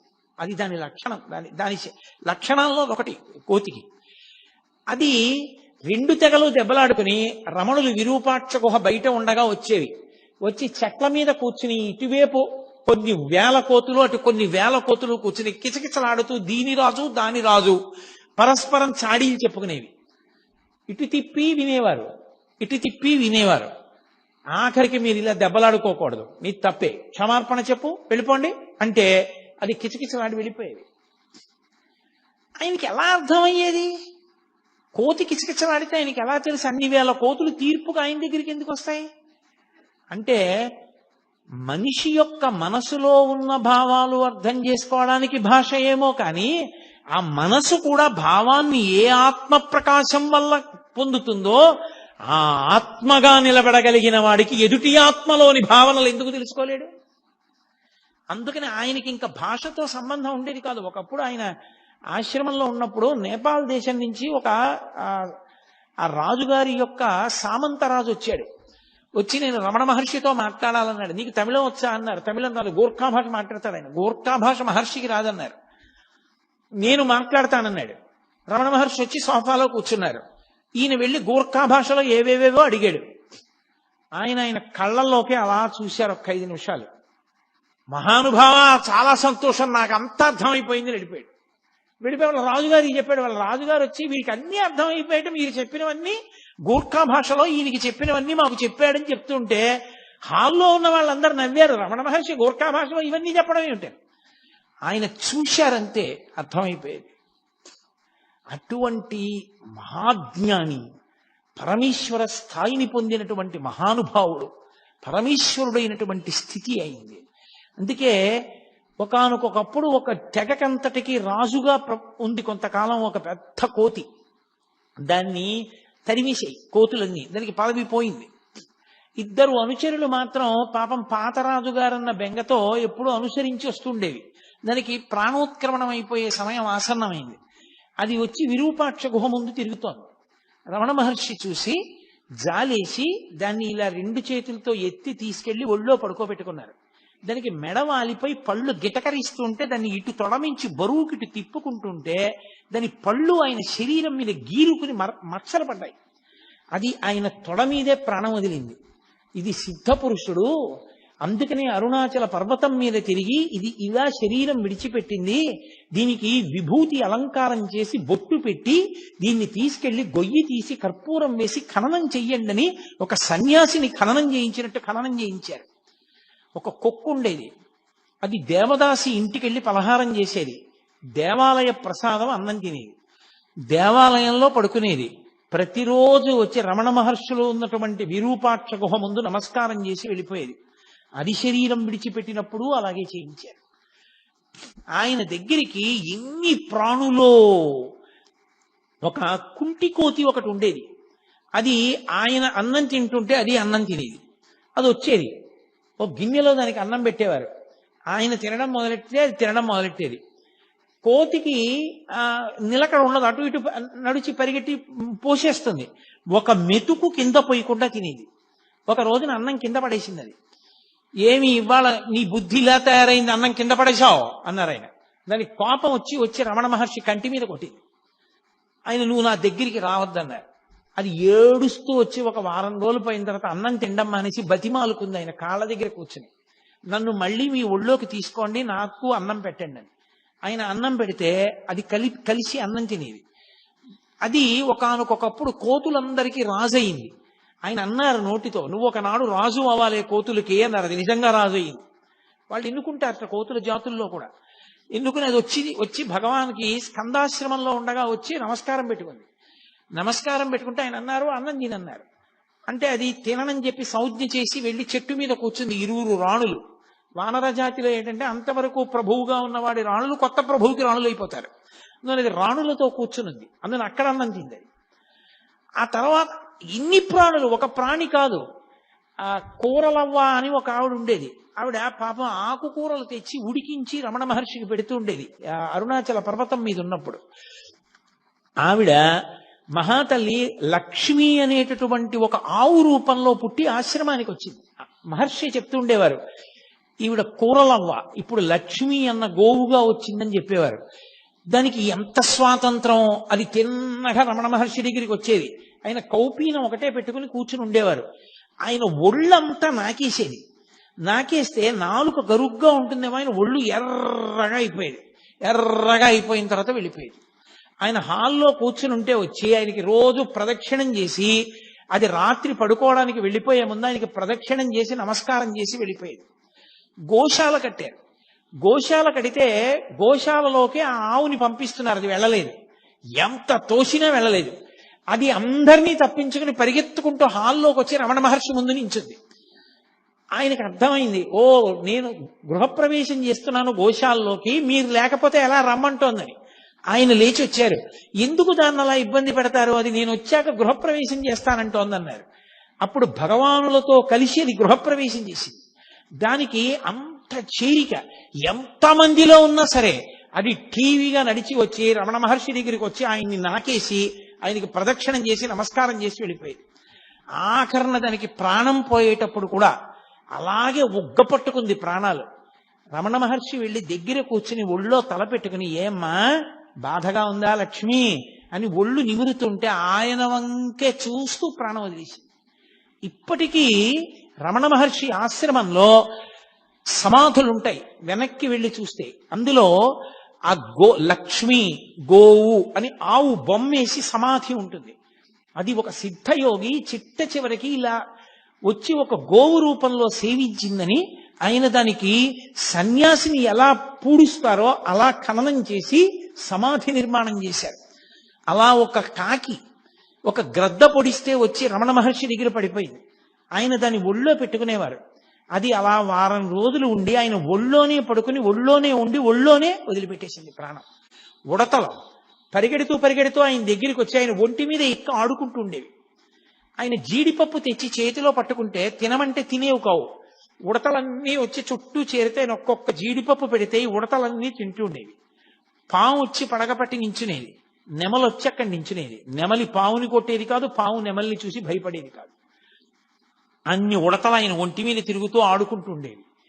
పూర్వం మనం కాశీఖండంలో అగస్త్య మహర్షి యొక్క ఆశ్రమం గురించి చదివితే ఎంత విచిత్రంగా ఉంటుందో. ప్రాణులు తమ మధ్య వైరాన్ని కూడా మరిచిపోయి ఎలా తిరుగుతాయని చెప్తారో అలా తిరుగుతుండేవి ప్రాణులన్నీ ఆయన దగ్గర. జాక్ అని ఒక కుక్క, ఎంత విశ్వాసం మహర్షి అంటే! అంత విశ్వాసం ఉన్న కుక్క అది భీష్మాచార్యుల వారిలా ఉత్తరాయణ పుణ్యకాలం వచ్చే వరకు ప్రాణాలు ఒగ్గపట్టుకుని అపరభీష్ముడిని పిలిచారు ఆయన దాన్ని. భగవాన్ వచ్చి దగ్గర కూర్చుని దాన్ని ఒళ్ళో పడుకోబెట్టుకున్న తర్వాత ఆయన వంక చూస్తూ కళ్ళు మూసేసింది. ఇప్పటికి జాక్ ది డాగ్ అని రాసి ఆ కుక్కకి కూడా సిద్ధ పురుషుడు ఆఖరిసారి ఇలా శరీరం విడిచిపెట్టారని దానికి సమాధి కట్టించారు. త్రికాలవేది ఎక్కడ ఎన్ని ప్రాణులు ఆయన కోసం వస్తే అన్ని ప్రాణులతో మాట్లాడుతుండేవారు. అన్నీ ఆయనని చూసి పరవశించిపోతుండేవి. ఇన్ని ఆయన చుట్టూ చేరుతుండేవి. భగవంతుడి చుట్టూ సమస్త ప్రాణులు ఎలా తిరుగుతాయో రమణుల చుట్టూ అలా తిరుగుతుండేవి. అళఘమ్మ గారు స్కందాశ్రమంలోకి వెళ్ళిన తర్వాత ఆవిడికి అనారోగ్యం వచ్చి ఇక ప్రాణోత్క్రమణం అయిపోయే సమయం ఆసన్నం అయిపోయింది. ఇక మాట పోయింది. ఆవిడ్ని పడుకోబెట్టి ఇప్పటికీ ఉంటుంది ఆ గది. అళఘమ్మ గారికి మోక్షం ఇచ్చిన గది అని రాసుంటుంది. మనం లోపలికి వెళ్ళి చూడొచ్చు. ఆ గదిలో అమ్మ దగ్గర కూర్చుని అమ్మ గుండెల మీద కుడి చేయి పెట్టి అమ్మ తల మీద ఎడం చేయి పెట్టి పట్టుకున్నారు. తెల్లవారుజామున కూర్చున్న వ్యక్తి రాత్రి 8 గంటలకి లేచారు. లేచి అమ్మ మోక్షం పొందింది అన్నారు. అందరూ ఆశ్చర్యపోయారు, ఏమైందన్నారు. అమ్మ చేసుకున్న కర్మల వల్ల వాసనాబలం వల్ల కొన్ని వేల జన్మలు ఎత్తాలి. ఆ కొన్ని వేల జన్మల్ని అమ్మతో సూక్ష్మ రూపంలో అనుభవింపచేసేశాను. సూక్ష్మ శరీరంతో అనుభవించేసింది. కర్మలన్నీ నశించిపోయాయి. ఇప్పుడు అమ్మ మళ్లీ పుట్టడానికి ఏ కర్మలు లేని స్థితిలో తన శరీరాన్ని విడిచిపెట్టేసింది. కాబట్టి అమ్మ సిద్ధి పొందింది. అందుకే అమ్మ చనిపోయిందంటే ఆయన ఒప్పుకునేవారు కాదు. సిద్ధి పొందింది. కాబట్టి ఒక సన్యాసి శరీరాన్ని ఎలా ఖననం చేస్తారో అలా ఖననం చేద్దామన్నారు. 8 గంటలకి, నేను అదే మీతో చెప్తున్నది, ఒక జ్ఞానికి చెల్లుతుంది, మనకి చెల్లదు. వెంటనే 8 గంటలకి ఆయన అమ్మగారి శవం దగ్గర నుంచి లేచొచ్చి కూర్చుని అన్నం తిన్నారు. ఆయనకి జ్ఞానికి విధి నిషేధము ఉండవు. సామాన్య సాధకుడు అలా కాదు, అలా చేయడానికి వీలు లేదు. రమణ మహర్షి జీవితాన్ని చదివి రమణ మహర్షి యొక్క స్థితిని అర్థం చేసుకునే ప్రయత్నం చేయండి తప్ప రమణులు చేసినవి అనుకరించే ప్రయత్నం ఎప్పుడూ చేయకూడదు. అది ఏదో నాటకంలో పాత్ర వేసినట్టు ఉంటుంది తప్ప నిజ జీవితంలో ఎదగడం మాత్రం కాదు. అది క్రమక్రమంగా సాధన చేత జ్ఞాని కావాలి తప్ప అకస్మాత్తుగా ఏవో కొన్ని పనులు చేసి నువ్వు జ్ఞానివైపోయావు అనుకుంటే చాలా చాలా ప్రమాదం. అది గతి తప్పిపోతాడు, సాధనలో కిందకి వెళ్ళిపోతాడు. పరమ ప్రమాదం అది. సరే, నేను దాని గురించి హెచ్చరికతో కూడిన ప్రసంగం ఎందుకు చెయ్యాలి, రమణతత్వం గురించి మాట్లాడే ప్రయత్నం చేస్తాను. ఆయన ఆ మూడో తమ్ముడు మహానుభావుడు, పెద్ద ఆయన ఎలాగో నాగస్వామి శరీరం వదిలిపెట్టారు, రెండో ఆయన భగవాన్ రమణులైపోయారు, మూడో ఆయన తన భార్య చనిపోయింది, ఆ కొడుకుని తీసుకెళ్లి చెల్లెలు అలివేలు మంగ దగ్గర వదిలేశారు. ఆ నాగసుందరం గారు నేను ఒక్కడిని మాత్రం ఉండిపోవడం ఎందుకని, అలగమ్మ గారు అక్కడే ఉంది కదా అని చెప్పి ఆయన కూడా సన్యాసం తీసుకున్నారు. తీసుకుని నిరంజనానంద స్వామి అన్న పేరుతో ఆయన కూడా విరూపాక్ష గుహలోనే ఉండేవారు. ఈ తల్లి శరీరాన్ని పట్టుకుని కొండ కిందకి దిగారు. అప్పటికి శ్మశానం, ఇప్పుడు రమణాశ్రమం ఏదుందో అది శ్మశానంలో అంతర్భాగం. అప్పుడు ఆ శ్మశానంలోనే ఒక గొయ్యి తీసి గోతిలో అమ్మ శరీరాన్ని ఉంచారు. ఉంచగానే ఎవరో కాశీ నుంచి శివలింగం తీసుకొచ్చారు. వెంటనే అమ్మగారి సమాధి మీద ఆ శివలింగాన్ని ఉంచి, దీని పేరు మాతృభూతేశ్వరాలయము, అమ్మగా మారిన పరమేశ్వరుడు లేదా పరమేశ్వరుడైన అమ్మ అన్న పేరుతో అమ్మకి గుడి కట్టారు, మాతృభూతేశ్వరాలయం అని. అప్పటికి గుడేం లేదు. కొన్నాళ్లు పోయిన తర్వాత రోజు కొండ దిగొచ్చి నిరంజనానంద స్వామి పూజ చేసేవారు. రోజు రావడం వెళ్ళడం కష్టంగా ఉందని 4 తాటాకులతో చిన్న పందిరేసుకుని ఆ శ్మశానంలోనే సమాధి పక్కన ఉంటూ ఉండేవారు ఆయన. అలా ఉంటూ ఉండగా కొంతకాలానికి జయంతి ఉత్సవాల సమయానికి రమణ మహర్షి కూడా వారం రోజుల ముందు వచ్చి అక్కడే ఉండిపోయారు. ఉండిపోయి ఆయన పైకి వెళ్ళలేదు కొండ మీదకి. ఉండిపోయిన తర్వాత 4 తాటాకు పందిళ్లు వేశారు. ఒక తాటాకు పందిరి గదిలో రమణులు కూడా ఉంటుండేవారు. అలా ఉన్న రోజుల్లోనే ఒక ఆశ్చర్యకరమైన సంఘటన జరిగింది. ఆయన ఒక గదిలో ఉంటుండగా ఓ కుక్కొకటి లోపల ఉండేది. ఒక 4 కిటికీల దగ్గర పడుకునేవారు. ఆయన పడుకున్నారు. ఇంతలో అలికిడి వినపడింది. ఊరికి చిట్ట చివరకు ఉంది ఆగ్నేయ భాగంలో. ఏమైంది, దొంగలు వచ్చారేమో అని అక్కడ ఉన్నవాళ్ళు లేచి కిటికీలోంచి చూశారు. చూసి 6 ఉన్నారు అన్నాడు. లోపల ఉన్న అతను కనపడ్డారు బయట 6 దొంగలు. 6 ఉన్నారన్నాడు. అనగానే వాళ్ళు కిటికీ అద్దం బద్దలగొట్టి కిటికీ బద్దలగొట్టారు. బద్దలగొట్టి లోపల ఎంతమంది ఉన్నారా, ఎవరున్నారా అని అరిచారు. అరిచేటప్పటికీ రమణులు ఆయనకి నిద్ర ఏమిటి, శరీరం నిద్రపోతుంది. ఆయన కూర్చుని అన్నారు, తలుపు తీయండి, వారిని రమ్మనండి, వారికి కావలసినవి ఏ ఉన్నా తీసుకుని వెళ్ళమనండి అన్నారు. అంటే వాళ్ళు దొంగలు చాలా ఉద్రేకంగా ఉన్నారు, వాళ్ళు మనని కొడతారేమో అన్నారు. వాళ్ళు పాపం ఆ స్థాయిని ఇంకా పొందలేదు, వాళ్ళు దొంగతనంలో ఉన్నారు, వాళ్ళు ఉద్రేకపడచ్చు, కానీ మనం ఎందుకు ఉద్రేకపడాలి, తప్పు కదా, తీయండి తలుపు అన్నారు. అంటే తలుపు తీశారు. తలుపు తీసి లోపలికొచ్చి వాళ్ళు బడిత కర్రలు పెట్టి ఆ చుట్టూ ఉన్న వాళ్ళని అరిచిన కుక్కని కూడా కొడితే కుక్క భయపడిపోయి పారిపోయింది గదిలోకి. వాళ్ళు కూర్చున్న రమణుల దగ్గరికి వచ్చారు. వచ్చి ఏం దాచావు చెప్పు, నీ దగ్గరికి చాలా మంది వస్తారు కదా, ఎంత ఉంది చెప్పమన్నారు. ఏమీ లేదు, ఉన్నవన్నీ అక్కడే ఉన్నాయి, మీకు కావలసినవి ఏ ఉన్నా మీరు పట్టుకెళ్ళవచ్చు అన్నారు. వాళ్ళు బడితి కర్ర తీసి ఆయన ఎడమ తొడ మీద కొట్టారు. బలంగా కొట్ట వెంటనే ఇలా తట్టు తేరిపోయింది. అంత దెబ్బ కొట్టే అబ్బా అని కూడా అనలేదు ఆయన. అలాగే కూర్చుని ఇక్కడ కూడా కొడతారా అని అడిగారు. అసలు బుద్ధి ఉందా వీడికి? అంత దెబ్బ కొడితే ఇక్కడ కొడతావా అని అడుగుతాడేమిటి అని ఆ శిష్యులు అందరినీ కొట్టారు. కొట్టిన తర్వాత వెతికారు, ఏదో 4 రూపాయలను యాపిల్ పండు కొద్దిగా బియ్యం అవి ఏవో దొరికాయి. అవే మూట కట్టుకుని వెళ్ళిపోయారు. వెళ్ళిపోతుంటే ఈయన్ని బయటికి పొమ్మన్నారు. అంటే వెళ్ళి ఉత్తర గృహంలో ఒక చిన్న తాటాకు పందిరి కింద కూర్చున్నారు. ఒక అతను చూశాడు, రామకృష్ణ అని అతను చూశాడు, ఇంత తట్టుంది ఆ తొడ మీద, ఇంత దెబ్బ కొడతారా అని ఇనప ఓచొకటి తీసుకుని ఇవాళ ఒకడినైనా చంపేస్తానని వెళ్తున్నాడు. రమణులు పట్టుకుని అన్నారు, అన్నం తింటున్నప్పుడు నాలుక పళ్ళ కింద పడుతుంది ఒక్కొక్కసారి. పళ్ళు నాలుకని కొరికాయని నాలుకది తప్పని నాలుక కోసుకుంటావా? నాలుక సరిగ్గా ఉన్న పళ్ళే కొరికాయని పళ్ళు పీక్కుంటావా? పళ్ళు నావే, నాలుక నావే. వాళ్ళు ఈశ్వరుడే, నేను ఈశ్వరుడే. ఇంత గొప్ప పూజ నాకెవరు చేస్తారు? ఎంత మంచి పూజ చేశారు. వాళ్ళు దొంగలు కాబట్టి పాపం వాళ్ళకి తగిన సంస్కారం లేదు.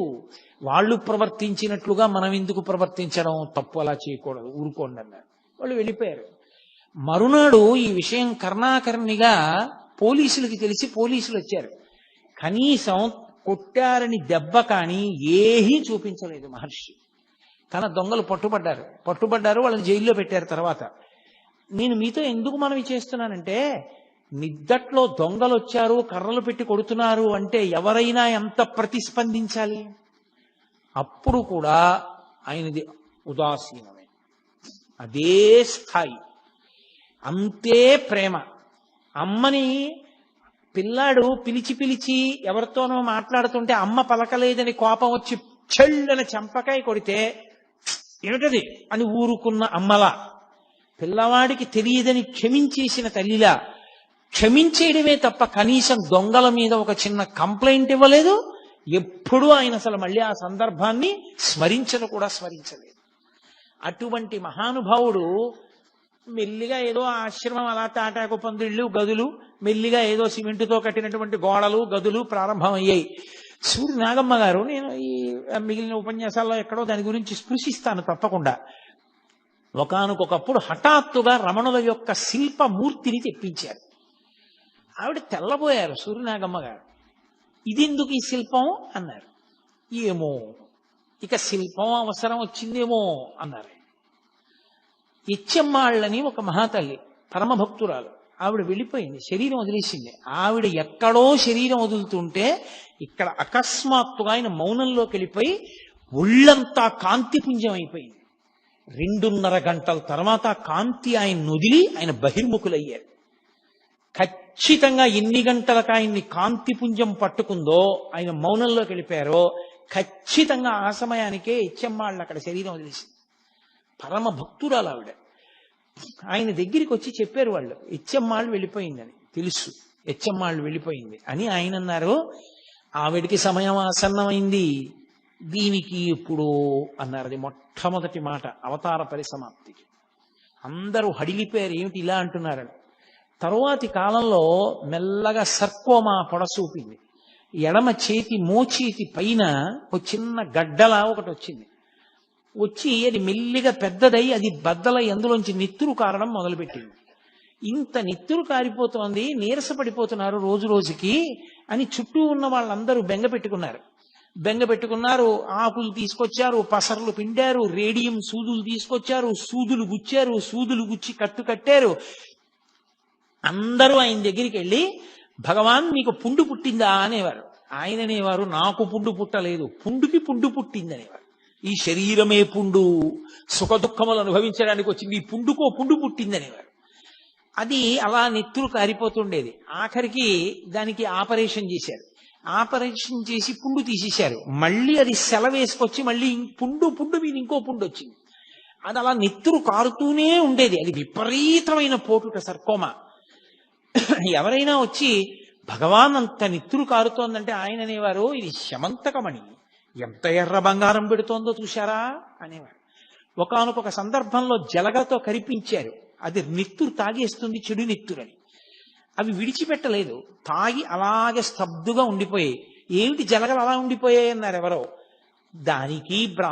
దానికి కూడా సమాధి స్థితి అబ్బిందేమో అన్నారు. దానికి ముగ్గు వేసి లాగేశారు ఆ జలగల్ని. అవి చిన్న మాంసం ముక్కలతో ఊడిపోయి. ఆయనకి ఎనస్థీషియా ఇస్తామన్నారు. నాకు మత్తెందుకు, దీన్ని మీరు కోసుకుంటానంటున్నారు, కొయ్యండి, నేను సాక్షిని అన్నారు. అంతటి సాక్షిత్వాన్ని పొందినటువంటి మహాజ్ఞాని, మహానుభావుడు. అటువంటి స్థితిని చేరిపోయినటువంటి భగవానులు అప్పుడు కూడా, ఆ స్థితిలో కూడా వేదపారాయణం జరిగేటటువంటి సమయంలో మాత్రం బయటికి వచ్చి కూర్చుని దర్శనమిస్తుండేవారు. కొన్ని వేల మంది ఆశ్రమం అంతా చేరిపోయి ఆ ఘోష వినపడుతూనే ఉండేది. అరుణాచల శివ, అరుణాచల శివ, అరుణాచల శివ, అరుణాచల. ఆయనకి అది పరమ ప్రీతి పాత్రం ఆ భజన. ఆ అరుణాచల అక్షర మణమాల అని ఆయన చేత రచింపబడింది. అది చదువుతూ ఆయన చదువుతూ ఉండేవారు. ఒక్కరోజైనా ఈ ఉపన్యాసాలు చెప్పుకున్నందుకు నేను అరుణాచల అక్షర మణమాల తీసుకొచ్చి దాని తెలుగు అనువాదం చేశారు పెద్దలు. దాని తెలుగు అనువాదంలోంచి నేను అక్షర మణమాలలోంచి చదువుతాను. మీ అందరూ కూడా ఒక రోజున చక్కగా అరుణాచల శివ, అరుణాచల శివ, అరుణాచల శివ, అరుణాచల అని ప్రార్థన చేద్దురు గాని ఒక్కరోజైనా కనీసం ఆ భజన చేద్దాం మనం. కాబట్టి అందరూ భజన చేస్తున్నారు. ఎంత మందో ఆయన్ని నమ్ముకున్న మహానుభావుడు, ఆయన దర్శనం అవ్వకపోతే ఎలా అని అలమటించిపోతున్న వాళ్ళు. అటువంటి వ్యక్తి ఆ ప్రమాదీనామ సంవత్సర చైత్ర బహుళ త్రయోదశి పూర్వాషాఢ నక్షత్రం ఉండగా ఆయన 8:47 ఇప్పటికీ రమణ మహర్షి శరీరాన్ని విడిచిపెట్టేసినటువంటి సమయాన్ని చూపిస్తున్న క్యాలెండరు గడియారం ఆ నిమిషాల దగ్గర ఆగిపోయి రమణులు శరీరం విడిచిపెట్టేసినటువంటి గది దగ్గర కనపడుతుంది. ఎప్పుడూ లేనిది ఆయన అకస్మాత్తుగా లేచి కూర్చుంటానన్నారు. లేచి కూర్చోవడం అంటే మంచం మీదే కూర్చోపెట్టారు, వెనక దిండు పెట్టి. ఎడం చేయి కదిలేది కాదు, ఆ ఎడం చేతిని కదిపి ఒళ్ళో పెట్టుకున్నారు. ఒళ్ళో పెట్టుకుని కుడికంటి వెంట బాష్పధార కారింది. అప్పటికే ఆయన ఎన్నో మాటలు అనేవారు. ఒళ్ళు వణికిపోయి జ్వరం వచ్చేస్తే ఆయన్ని పట్టుకోబోయారు. పట్టుకోబోతే గుడారంలో ఏనుగుని దూరిస్తే ఆ ఏనుగు గుడారంలో ఉండలేక గుడారం కదిలినట్టు ఇక ఈ చిన్న శరీరంలో ఉండలేనని ఆత్మ కదులుతోందనేవారు. మహానుభావుడు ఎంతటి స్థితప్రజ్ఞుడు. ఆయనకి ఆపరేషన్ చేసిన తర్వాత చాలా చల్లగా ఉంది, వెచ్చగా ఉంటుందని మంచం కిందకి తీసుకొచ్చి ఆయన అంతేవాసులు హీటర్ పెట్టారు. తెల్లవారేటప్పటికి ఒళ్ళంతా వాచిపోయి బద్దలైపోయి నెత్తురు కారుతున్నట్టు అయిపోయింది. డాక్టర్లను పిలిచారు. వాళ్ళు పరిగెత్తుకొచ్చన్నారు, ఎవరు పెట్టారు హీటరు? హీటర్ పెట్టకూడదు, పెడితే ఒళ్ళంతా కూడా వాచిపోతుంది, ఎవరు పెట్టారని అడిగారు. అడిగితే మేమే పెట్టామన్నారు. వాళ్ళు తెలియక వెచ్చగా ఉంటుందని పెట్టామన్నారు. మరి ఇంత బాధపడిపోతూ ఒళ్ళంతా వాచిపోయిందే, ఎందుకు పిలవలేదు మమ్మల్ని అని అడిగారు. ఆయన అన్నారు, వారేమో దీన్ని కోశారు, కోసి ఇది బాగుంటుందని వారన్నారు. వారేమో మంచం కింద హీటర్ పెట్టి దీనికి బాగుంటుందన్నారు. ఇదేమో నేను లొంగనంది, పైగా హీటర్ పెడితే నాకు నచ్చలేదని ఇదేమో ఇలా తయారైంది. వారి పంతం వారిది, వీరి పంతం వీరిది, దీని పంతం దీనిది, ముగ్గురి పంతాలు చూస్తున్నాను తమాషా అన్నారు ఆయన. ఒక ఆయన అన్నాడు, అలా కాదు భగవాన్, ఇక్కడ ఆపరేషన్ చేస్తే మళ్ళీ వచ్చేస్తోంది, అందుకని ఎడం చేయి తీసేస్తా అన్నారు. ఆయన చిరునవ్వు నవ్వన్నారు, నా అదృష్టం, తల మీద పుడితే తలకొద్దురా అన్నారు. తప్ప అలా చేయి తీయించేసుకునేదో బతుకుదామన్నా ఆ శరీరంతో ఉండాలన్న కోరిక కూడా లేదు. ఆ క్షణం రానే వచ్చింది. ఇంతమంది ప్రార్థన చేస్తున్నారు. కుడికంటి వెంట బాష్పధార కారింది. అంటే పరమానందాన్ని పొందారమ్మయ్య, అయిపోయింది శరీరం, ప్రారంధ కర్మ అయిపోయింది, వదిలిపెట్టేశాను శరీరాన్ని.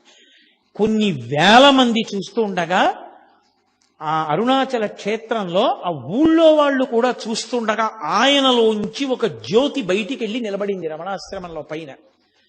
అందరూ ఆశ్చర్యంతో ఆ జ్యోతి వంక చూస్తూ వెలిగిపోతోంది ప్రకాశంతో. రాత్రి 8:47 సమయం. అందరూ ఆ జ్యోతి వంక చూసి భగవాన్ రమణ అరుణాచల శివ, అరుణాచల శివ అని అరుస్తున్నారు. ఆ జ్యోతి క్రమక్రమంగా పైకెక్కుతూ అరుణాచల పర్వతానికి ప్రదక్షిణం చేస్తూ ఈశాన్య దిక్కుగా వెళ్ళి ఆ కొండలోకి కలిసిపోయింది.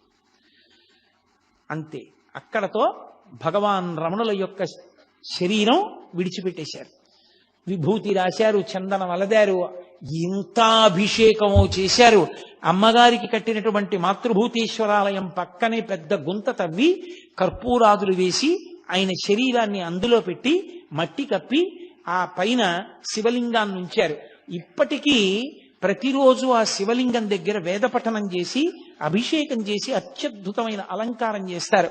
ఎందరో దేశ విదేశాల నుంచి వచ్చిన వాళ్ళు అక్కడే కూర్చుని ఉపదేశ సారము మొదలైనవి చదువుకుని ఆ రమణ మహర్షి ఉన్న ప్రాంతానికి ఆ సమాధి ఆయన ఉన్న అధిష్టానం, శివలింగం ఉంటే అధిష్టానం అంటారు, దానికి ప్రదక్షిణం చేస్తూ ఉంటారు. ఆ పక్కనే ఒక బావి ఉంటుంది, దాన్ని రమణ బావి అంటారు. రమణ మహర్షి తల్లిగారు అళగమ్మ గారి శరీరం విడిచిపెట్టినప్పుడు సమాధి కట్టిన రోజుల్లో అక్కడ కావలసినంత నీరు దొరకకపోతే ఎక్కడికో పాలితీర్థానికి వెళ్ళి నీళ్లు పట్టుకొస్తుండేవారు. శవానికి నీళ్లు పోసినప్పుడు కూడా ఆ నీళ్లు అంత దూరం వెళ్ళి తెస్తున్నారని రమణ మహర్షి ఒక చోట కూర్చుని చేత్తో ఇలా అన్నారు. ఇలా అన్నారు కదా భగవానులని తవ్వారు. తవ్వితే అక్కడ జలపడింది.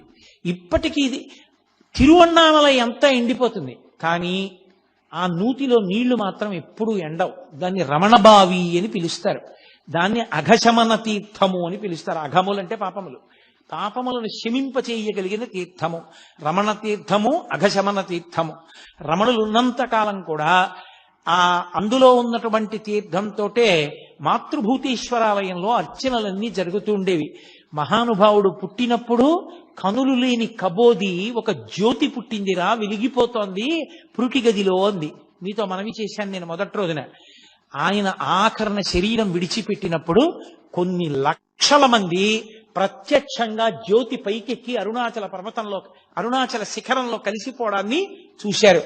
అలా చూసిన వాళ్ళల్లో నాకు చాలా చాలా గొప్పగా నేను చెప్పుకోగలిగింది, నా జీవితంలో సంతోషకరమైన విషయం ఏమిటంటే, నా కూతుర్ని ఏ ఇంటికి ఇచ్చి పెళ్లి చేశానో, నా కూతుర్ని ఏ ఇంటికి ఇచ్చి పెళ్లి చేశానో ఆ నా వియ్యపురాలిని కన్న తండ్రి గారు కూడా అరుణాచలంలో రమణ మహర్షి యొక్క జ్యోతి వెళ్ళిపోతుండగా చూశారు.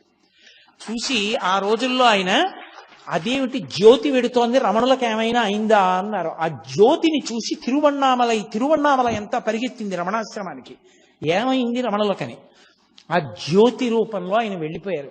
జ్యోతిగా పుట్టి జ్యోతిగా వెళ్ళిపోయారు. జ్యోతి స్వరూపడిన సుబ్రహ్మణ్యుడిగా, సుబ్రహ్మణ్యావతారంగా, సద్గురువుగా, మహాజ్ఞానిగా, గొప్ప వైరాగ్య చక్రవర్తిగా, బ్రహ్మవిద్ బ్రహ్మైవ భవతి అనేటటువంటి మాటకి నిర్వచనంగా బ్రహ్మమును తెలుసుకున్న బ్రహ్మమై ఈ ప్రపంచంలో నడయాడి చిట్ట చివర శరీరాన్ని విడిచిపెట్టి ఇప్పటికీ అంతటా నిండి నిబిడీకృతమైన ఆత్మస్వరూపమై ఎవరు ఆయనకి నమస్కారం చేస్తారో, ఎవరు ఆయనకి అర్చన చేస్తారో, ఎవరు ఆయన మీద భక్తితో ఉంటారో వారందరికీ దర్శనమిస్తూ వారందరినీ కూడా జీవితంలో భగవంతుడి వైపుకి అడుగులు వేయించేటటువంటి గొప్ప గురుస్వరూపం, ఈశ్వర స్వరూపం భగవాన్ రమణులు. ఇవాళ మీకు భగవాన్ రమణుల యొక్క విశేషంలో ఇవాళ ఆయన జీవితం సిద్ధి పొందిన ఘట్టం వరకు చెప్పడం జరిగింది. రేపటి రోజున కావ్యకంఠ గణపతి ముని, భగవాన్ రమణులు, వాళ్ళిద్దరి జీవితాల యొక్క అద్భుత యొక్క విశేషాలు, అసలు నిజంగా కావ్యకంఠ గణపతి ముని యొక్క విద్వత్తు, రమణుల యొక్క వైభవం, ఇద్దరూ కలిసి చేసిన అద్భుతమైన పనులు అసలు వినడానికి చదవడానికే తెల్లబోయేటట్టుగా ఉంటాయి. ఆ విశేషాల్ని రేపటి రోజున 6:30